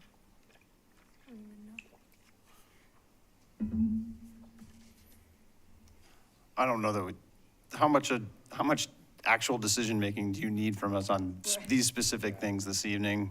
I think we can get caught up I think for the a long most- time on some specifics, and we need to kind of, I'm not hearing consensus there, but where I think it would be helpful, if you go to the use table, at 16,330, or 16,320 rather, currently we have it listed, so RV, long-term occupancy, so that this means this is beyond the 5 days out of 30, right? This is a longer term, Right. longer period of occupancy. And right now, it is administrative review. Okay. So it would go through staff. And my question to you all is, are you comfortable with that? Or is that something you all would prefer to see? That a private property owner who has an RV on the site or has somebody coming in with an RV meets all the rest of the standards or gets close to there, is that something that you would like to turn into a public hearing, i.e. a major site plan review? Or are you comfortable having staff check the boxes and saying yes or no? I think staff can check the boxes. yeah, administrative. Okay, Yes. that's all I needed to know. Okay. Great.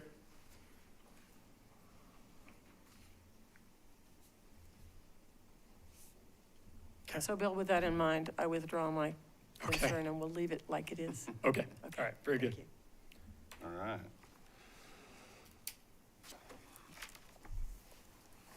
Greg, can you help me out tonight? I'll try. What do you need from us tonight? That's a Are good we question. just being So- asked for our opinions, like, or are we being asked to discuss it? Like, Well, help me understand I why I'm think here tonight. Ultimately, I don't think it's, I For the don't cookies, think we're gonna Kenny. be passing this on to city council this evening, but I think think of it as getting one step closer. I think, Continue it? I think yes, I think we're gonna end up continuing it. There's also other tweaks that staff still needs to make. And at some point, input needs to stop and the draft needs to be sent. But I think, what I had in mind was going over kind of these major, points that and the issues, discussing those. And if we can come up with consensus on those, great. But obviously, we're not gonna go line by line on the whole Right. thing.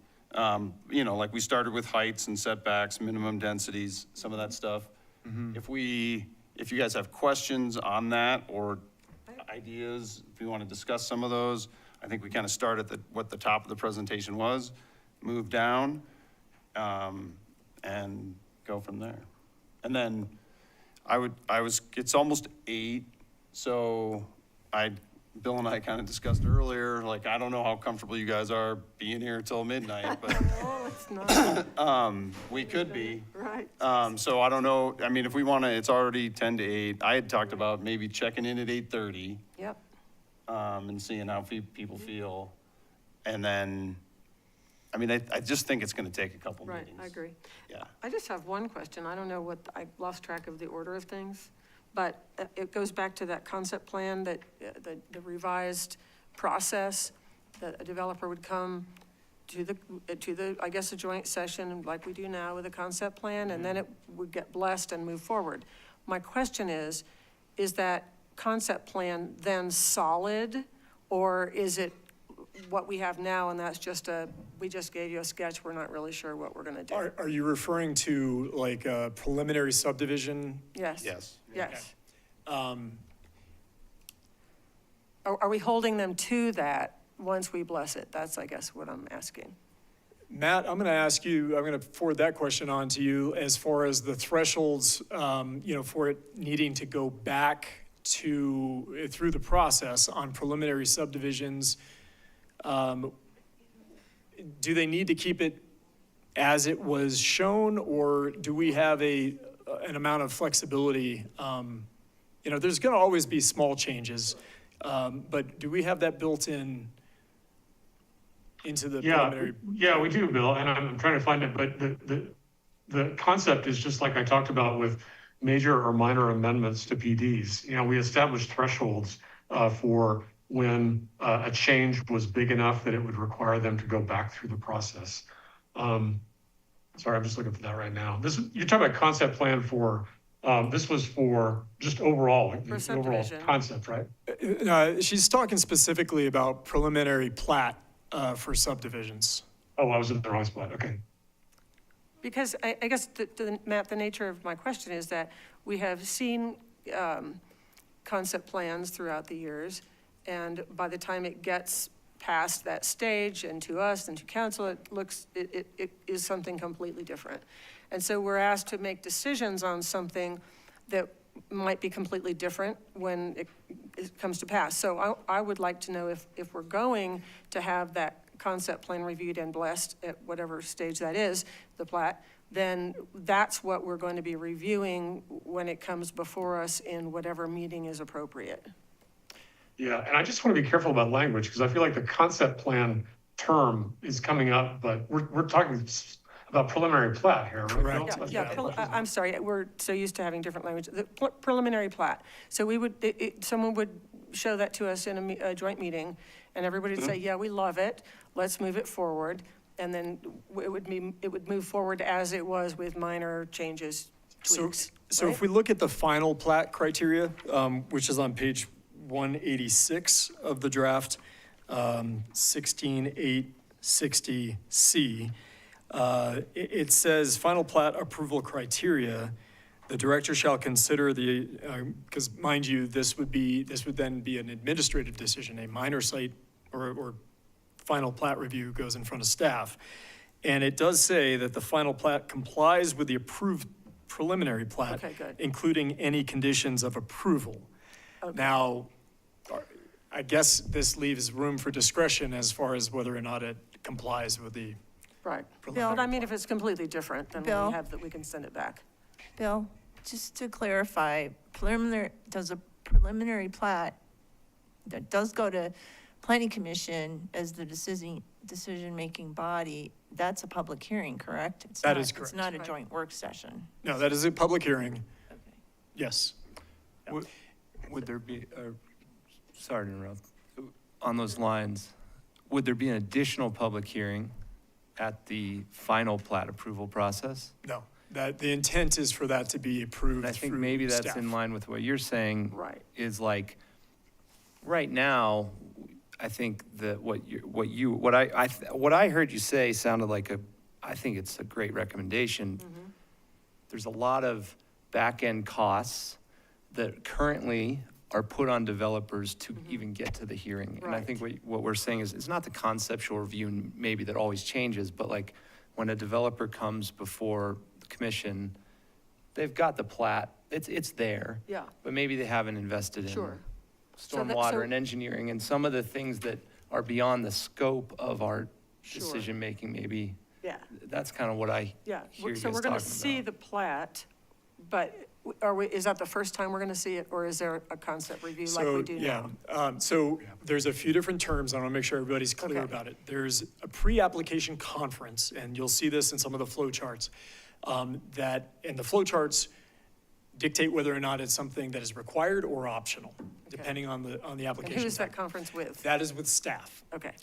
So that is generally with planning staff, and then anybody else, Public Works, Police, Fire, who may need to be a part of it, Parks and Open Space.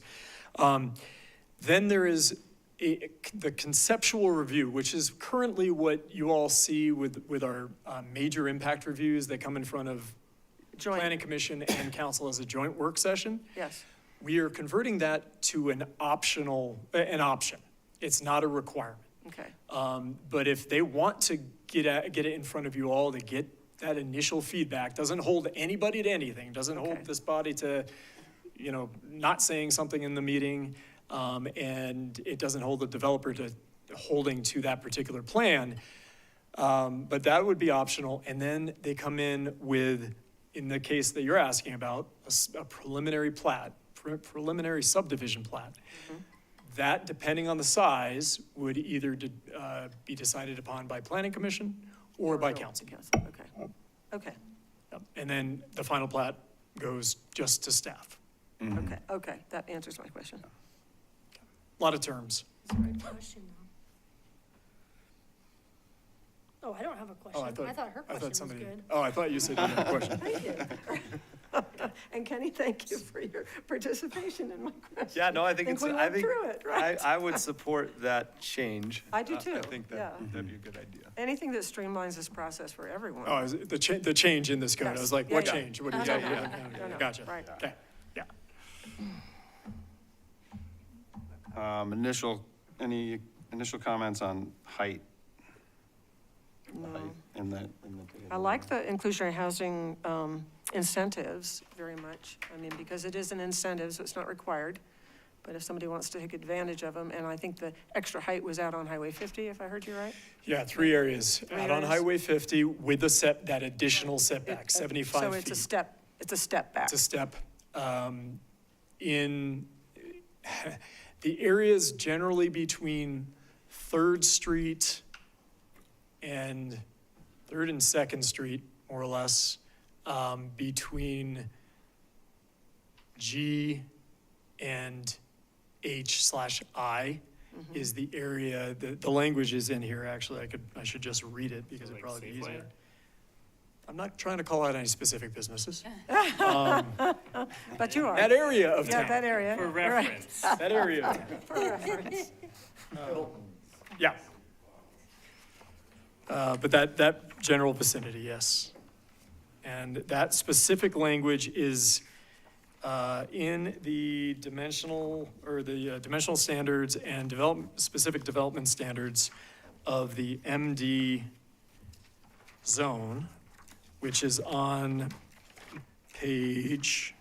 Bill, it's on, it's 16250 D, I'm sorry, E, mixed use downtown. Page 29. Yeah, you've got different page numbers than I do, so I'm not gonna give you page numbers. Oh, okay. Different page numbers. Yeah. Oh, I'm sorry. Yeah, you know what? This might have been a slightly different, I'm not sure what happened there. Okay, well anyways, we'll go to the 16250, and then subsection 3 is the district-specific standards. And so if you go down to F,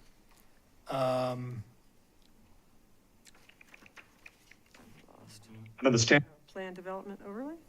Only an area. all the way to F, it says that additional height is allowed outside of the downtown historic district and west of F Street. So you kind of have to look exactly on the zoning map to find out what is outside, what is in the MD district, but outside of the historic district and west of F Street. And isn't that now industrial?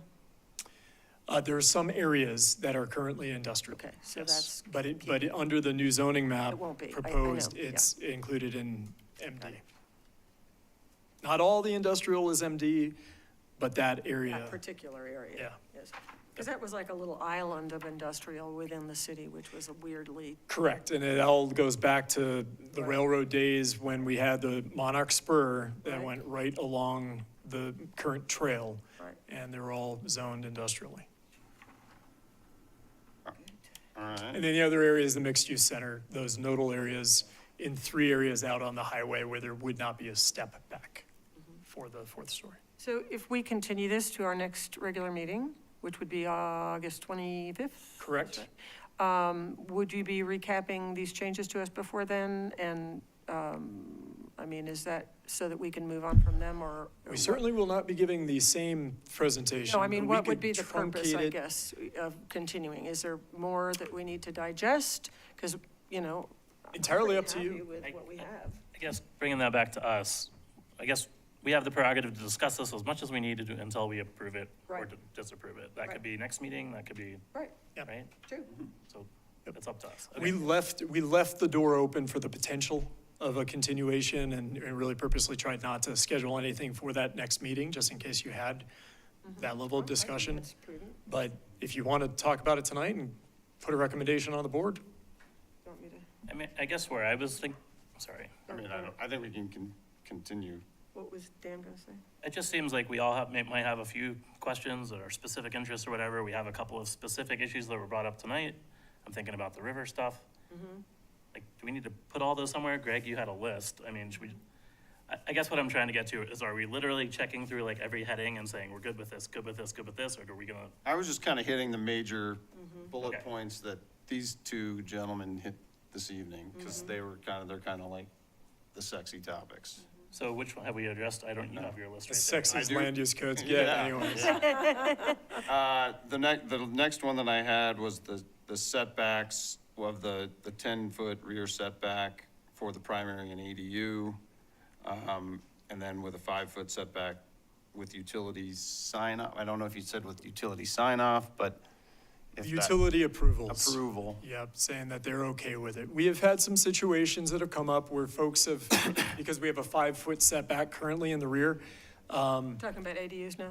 ADUs, other accessory buildings as well, where we signed off on the building permit and, went through the review, and of course, the applicant paid for the designs, only to find out that Excel wouldn't allow them to build it in that particular location, because it didn't meet their safety standards, and maybe undergrounding wasn't feasible, these are especially in the already developed areas.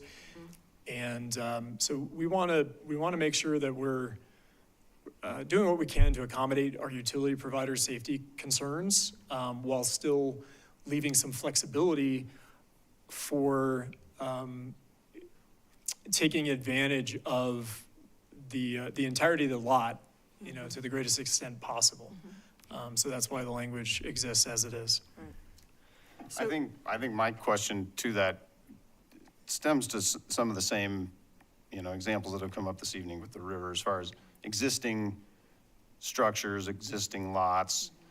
If I could see Atmos or Excel come in and say, oh no, we need 10 feet here, but both neighbors on either side already have a 5-foot. Right. So, and, as a builder, I'd love to have that extra 10 feet to put that stuff in, but also it would crunch a bunch of stuff that I've done, like the house to the ADU. So I guess I kind of I get it, but I'm torn on that one. The 10 foot? Your turn on allowing it to do 5 feet. No, 10 feet.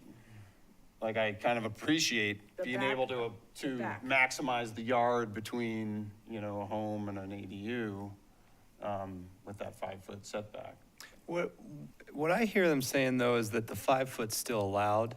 It just has to go through the check with the utility. Is that correct? Basically, the specific language says, rear setback is 10 feet for all buildings in new subdivisions with alleys to accommodate utilities and parallel parking.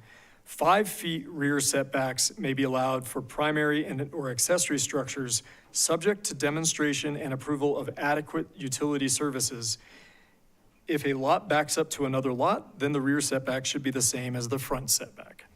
That's going to be a very rare situation where there won't be an alley.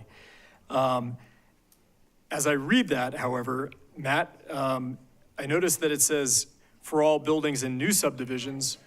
What about existing areas? I've ran into this problem, so that's why I'm familiar with it. I built an ADU and it was close to the rear we were like 7-8 feet off, I think. But Excel showed up and, like you said, my neighbor's ADU was 2 feet from an overhead line. And I learned that Excel has a 7 or 10 foot radius from overhead lines. It's something that's not at all known or enforced. And so the planning department says you can go to 5 feet, someone puts a foundation in, they put a house up, and it's 2 feet from an overhead line. And so I think that's the situation maybe that is trying to be addressed here. Yeah, we've been asked specifically by the By utility the providers Utilities, yeah. to build this in. to But if the- there's no overhead line, I mean, Well, that's personally, where I'm like, go 5 feet. Well, I think that's where staff is saying that they have that Yeah. prerogative to look at it and make an adjustment. Is that right? Yeah, and I mean, I think maybe, Particularly on existing properties? I wonder if we even need the language about new subdivisions, because I agree, yeah, I agree. So, if they can get the sign off from the utility provider, it would still allow them for the 5 feet, because there may be some areas where it's not overhead in the built-out residential portions of town. right. But in Where the they new, might have another option. but in the new construction, you're trying to make places for, because it's very dense in a lot of the new construction, you're trying to make parking available. So I kind of understand the 10-foot in the new, but I also think that the very different situation in existing, particularly the older neighborhoods. So I like the idea of saying 10-foot and having staff have the prerogative to make changes where XL and the circumstances exist. But I think that saying that it's only for new construction is not okay. I think it needs to be for all of it. I agree with that. You're Yeah. essentially agreeing with the current policy, but taking out the new Taking out the construction new. Taking out the new construction for everybody and then allowing staff to have some prerogative if it makes sense because I of, agree with that. and, you know, in the old part of Salida, there's utility lines, there's poles, there's, you know, I mean, in some cases looks like a third world country. You have to allow for some of this, for some of the variation, whereas in new construction, you don't have that and you need the space for parking. Yeah, that was the Bill? original, one of the original purposes for that 10-foot setback. We Bill? did get some feedback around it, just saying that, you know, in most cases, folks are already building in a garage space or Right. leaving area that can be vertically parked or perpendicularly parked to the alley. And so this would further constrict the developability of the lot and the separation maybe between an ADU and a primary house. And so they had some constructive feedback Sure. about that, and that's why we wanted to try and come up with this more flexible language. Yeah. Okay. Side note, if you ever see the electrical lines that are literally right in this alley across from it, take a peek at it. I have never seen so many lines coming from one pole in my entire life. But anyway. I am comfortable with continuing this, if you are, Mr. Chair, or are we finished discussing tonight? We want to come back and go at it again, or do we have more? Deal with the river, Yeah, I Do think river issue. Oh, the river, yeah. I had basically, I think we could cut it, I had minimum densities was discussed a little bit. I don't know if it's worth kind of discussing that, and then we were on to New River and wetland protection. Yeah, Yeah, I think it makes sense to maybe pull the river up since people brought it up. yep. And I guess I do have a question, maybe, can I start that off? Absolutely. My basic question is just was the, what is it, 40 then 60 feet, those two buffers back to back? Just what was that based on? Like a survey of other communities, some, like a environmental scientist best gentlemen. practice? Yeah, we did look at some other communities, and we looked at the county as well. The county has a semi-similar structure as far as distances, overall distances where there's protections. We kind of bifurcated that protection area in between the no build and the build but still protect. And made it much more compatible with urban level design. And I as guess where I'm opposed to going county here level. is, say it's 100 feet, is there a reason you picked 40-60 versus 30-70? Yeah, yeah, and that was based off of some survey data we kind of have, you know, looking at aerials and everything else, and on-site measurements as well, between the ordinary high water and the limited extent of the riparian areas, like for instance in the Arkansas River. Of course, there's a lot of variation. There are some areas along Sackett, for instance, that are not nearly as sloped as some other areas downstream, where your riparian area is much wider. But there's also a few areas that are very steep, and that slope is, you know, probably more in the like 25 to 30 foot vicinity. And so it was an averaging calculation And I guess would you say, I feel like you took care to explain some flexibility in there. Number one, with calculating the distance going up the slope.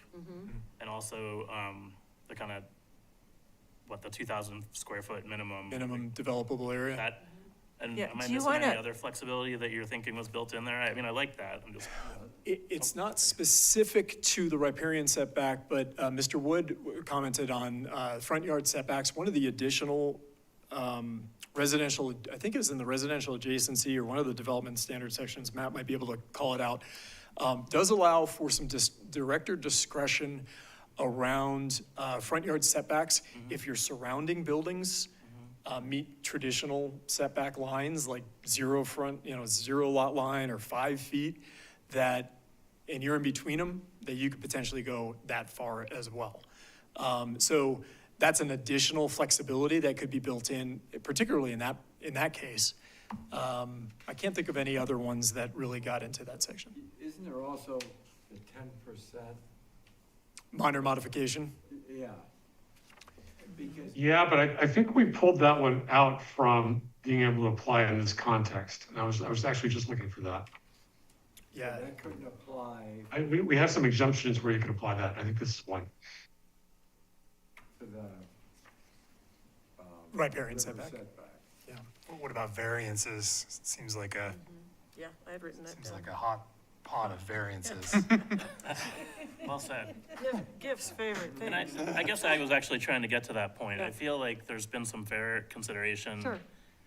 to try and follow what the community is telling us to protect the river habitat, also providing flexibility, and as you said, there's always the variance process. Yeah, And I guess are we good with that? Like it gives good, I like the protection, I like the flexibility.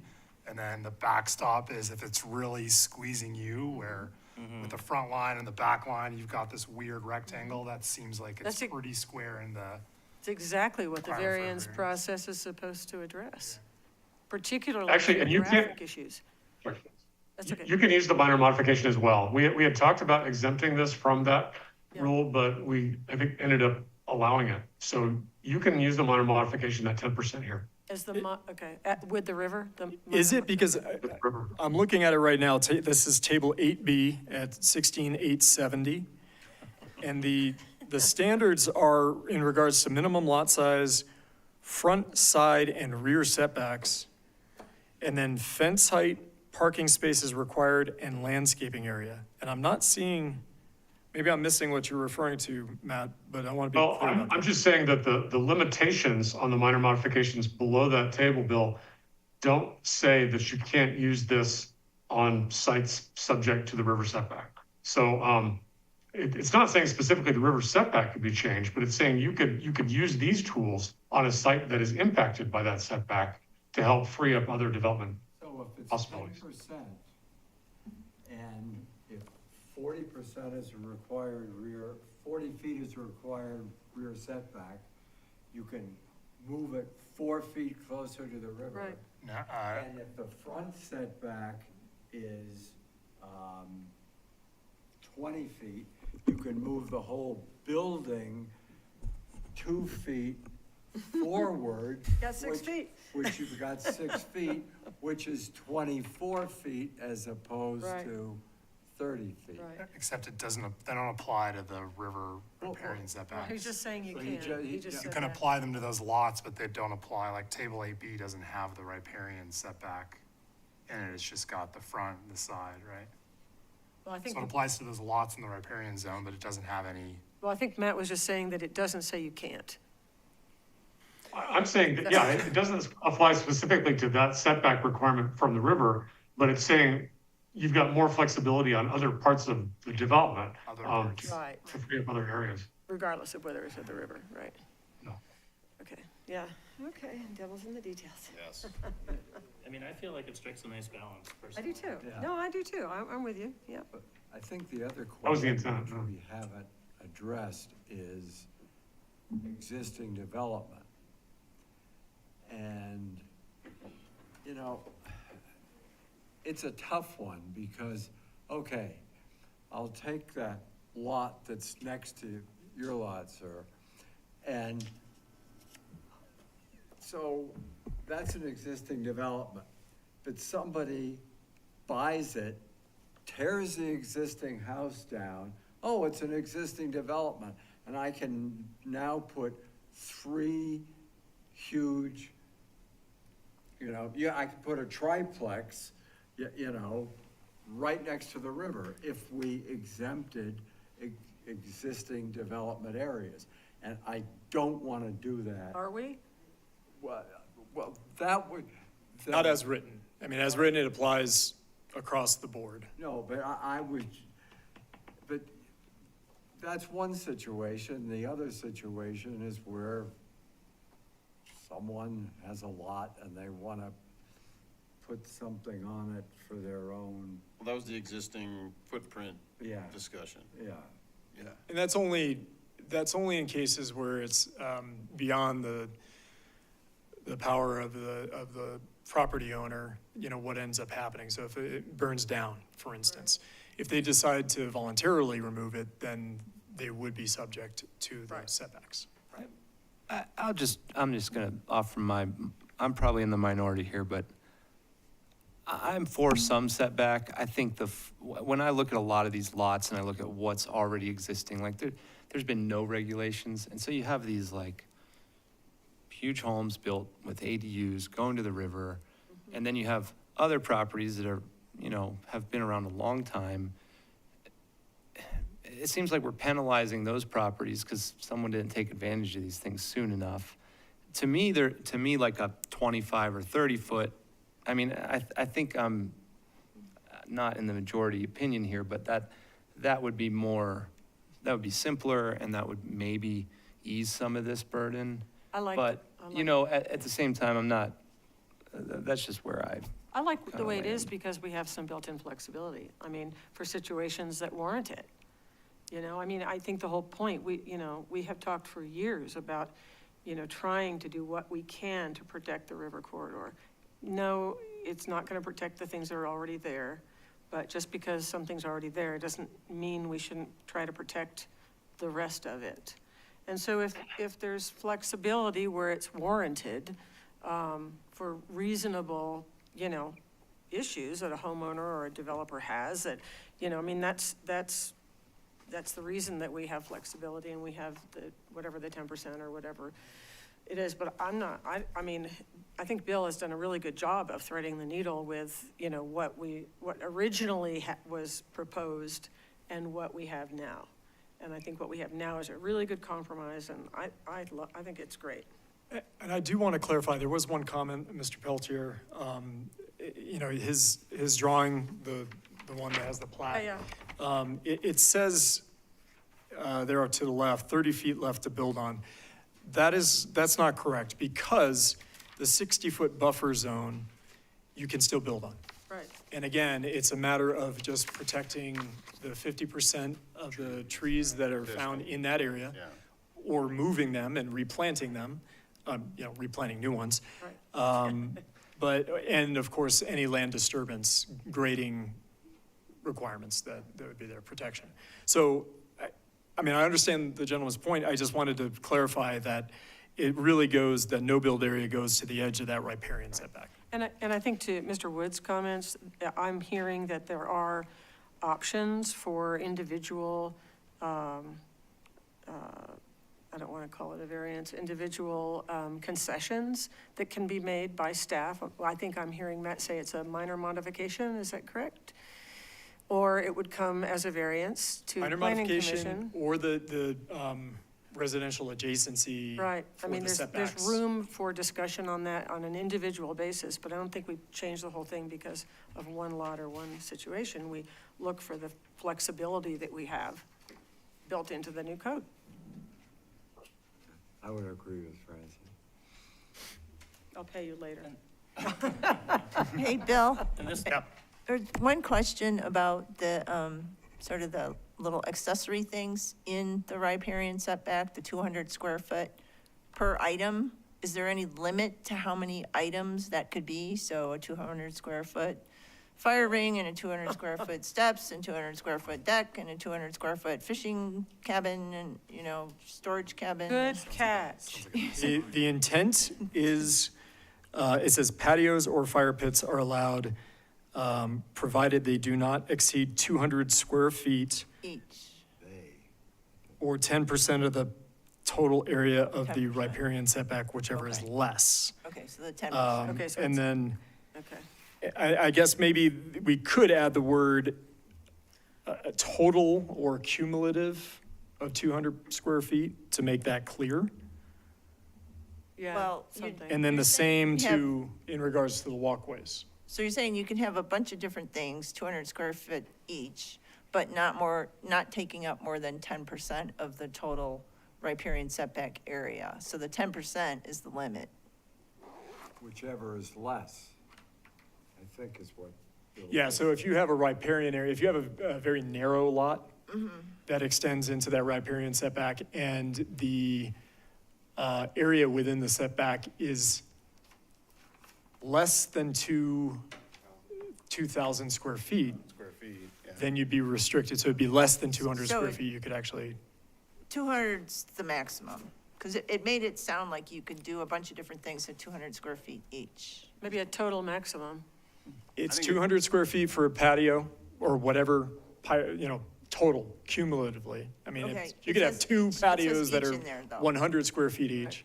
And then you can have a total of 200 square feet of disturbance for a walkway going down to the river to access. So you can have 200 square feet for the patio, plus 200 square feet for the walkway, Correct. and that's, I think that's a maximum, so. That is the maybe- I maximum. think that's what Carolyn's saying, is maybe we should be really specific about that. Yeah, a maximum of 200 square feet for either. Right. For either or for both? I think cumulative makes the most For sense. either. So that the intention was 200 square feet for patio Plus, plus 200 square feet for walkway. that's what I heard you say, right? So technically 400 square feet, but, Total, right. Or Yeah. 10%, whichever is. or 10%. Covers But that less, can't right. exceed 10%. Right, Yes. I think we're agreeing. right. I just wanted to clarify this would apply to the other side of the river as well. Currently, there's no development over there, but if there was, this Yeah. would come into play. Yeah, good. Yep. And I like what we have for the little arc, because it is a floody place. It is a floody place. It is flood prone, And again, this floodplain development permits, yeah.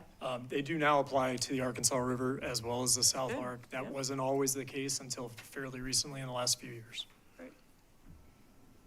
Okay, we're approaching 8:30. Shall I move to continue? May, unless you guys want to keep going. Anybody want to keep going? What else is on your list? Anybody? I had the discussion, I think we're pretty solid on the parks and open space. We already went over the administration procedures on the streamlined process, updated PD, and then allowing minor modifications without a variance. Matt went over a couple of those of the updated PD. The inclusionary housing, I think we kind of all agree. And then what I had to still be addressed was the ADU standards, Prop 123, fast track affordable housing, the PD stuff, long-term RV occupancy, and then I think we do need to discuss as well is the extend 60 days versus moratorium. I disagree with just having the mixed Right. double code. I think we should Cut it off. have a moratorium. I do too. I agree.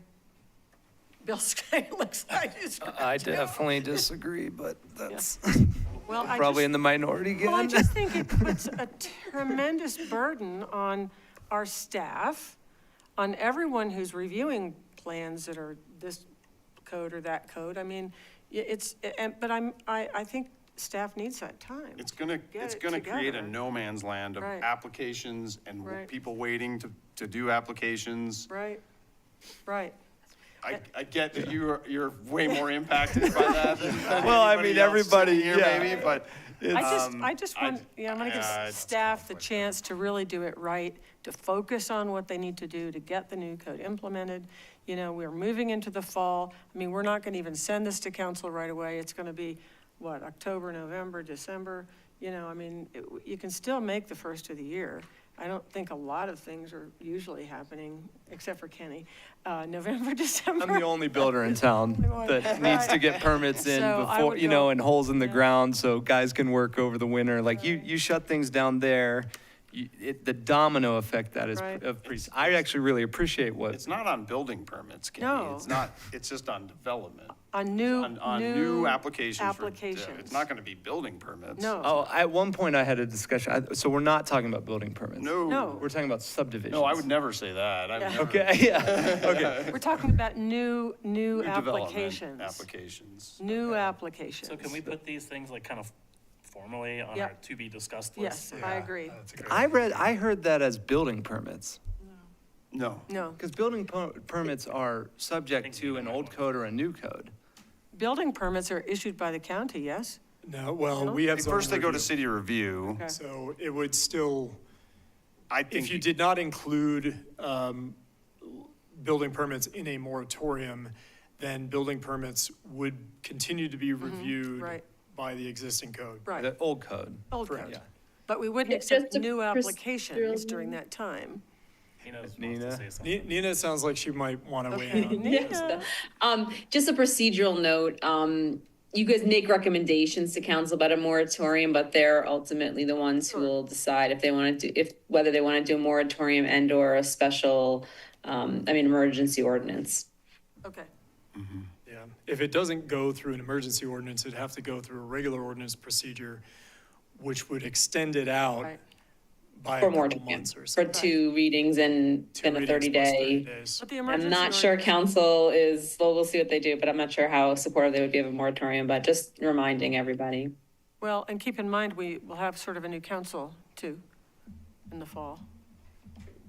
According to I don't think Bill's the new council would schedule, it's vote on before this, the but- election. Yeah, the But I'm intent just- is, the intent has been to get this to council. Sure, in no, I'm just saying if they do an October. emergency ordinance, you know, before that happens, Mhm. if that's their desire. But I would support that recommendation, Greg. Bill, is that,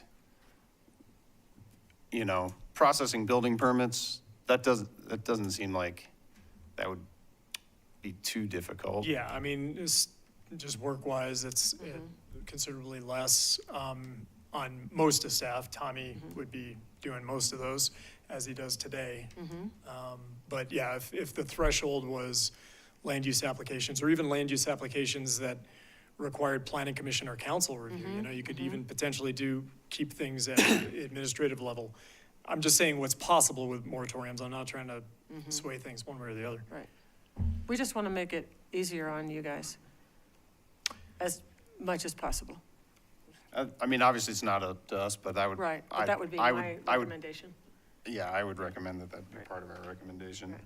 So with that in mind, Greg has a list. We'll regroup here, if everyone agrees, on the 25th to continue this discussion and hopefully come to a place where we can make a recommendation at that time to council. That'd be great if And we could do in one more meeting. Perhaps Bill could summarize some of the changes Yeah. that might be happening between We'll now and just then. skip right to the update sections and just Right. kind of quickly go Right. through that.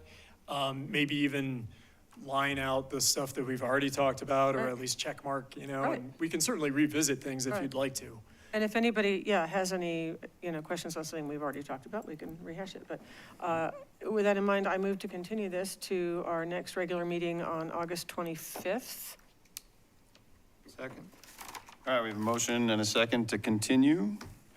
I guess roll call on that, huh? You want a roll call? Yeah. Belay, Yes. Bowman, Yes? Preble, Yes. Colby's not here. Darmington, Yes. Bush, Yes. Layton, Yes. Walsh. Yes. And we guess still we- need to open the next We one. still need to. Oh, yeah, Yeah, that's we right. still need Oh, I to do the forgot. map. We need to open it. We can continue that as well. Let's do that. But we need to open the public hearing for repeal and replace existing official zoning map of the city of Salida. And somebody can go ahead and make the motion if you'd like to I continue it right away. make the motion to continue this discussion until our next regular meeting on August 25th. Okay, we have a motion and a second to continue the repeal and replace the zoning map for the city of Salida. Nina, we got that right, yeah, correct? Yes, because you opened the hearing and you continued to a date certain, that works. Yes. One other point of So, clarification, Nina, since this hearing has been, the land use code hearing was continued, do we need to accept public comment at the next one as well? I guess we could leave that to the chair's discretion. I probably would recommend it in this case for a legislative item and also because it's a, such a large rewrite, but I'll leave that to the chair's discretion and he and I can speak in the meantime. Okay. Okay, thank you. Did we have a second to that? I think we had a motion and a second. Blake, Yes. Homer, Yes. Preble, Yes. Dermingson, Yes. Bush, Yes. Layton, Yes. Walsh. Yes. All right, finally. Well, this was a good discussion. We're not done yet, we're not done. Updates? Of course, I pull my iPad out. Do you have any updates you need to, or unfinished business, new business? I don't know why I'm even Nope. very. Okay, we're not finished Commissioner Layton, yet. would you We please just, take your so then seat? we just need a motion to adjourn. I so move. All right, motion and a second to adjourn, all in favor? Aye. Sorry. Okay, now you may go. On YouTube now.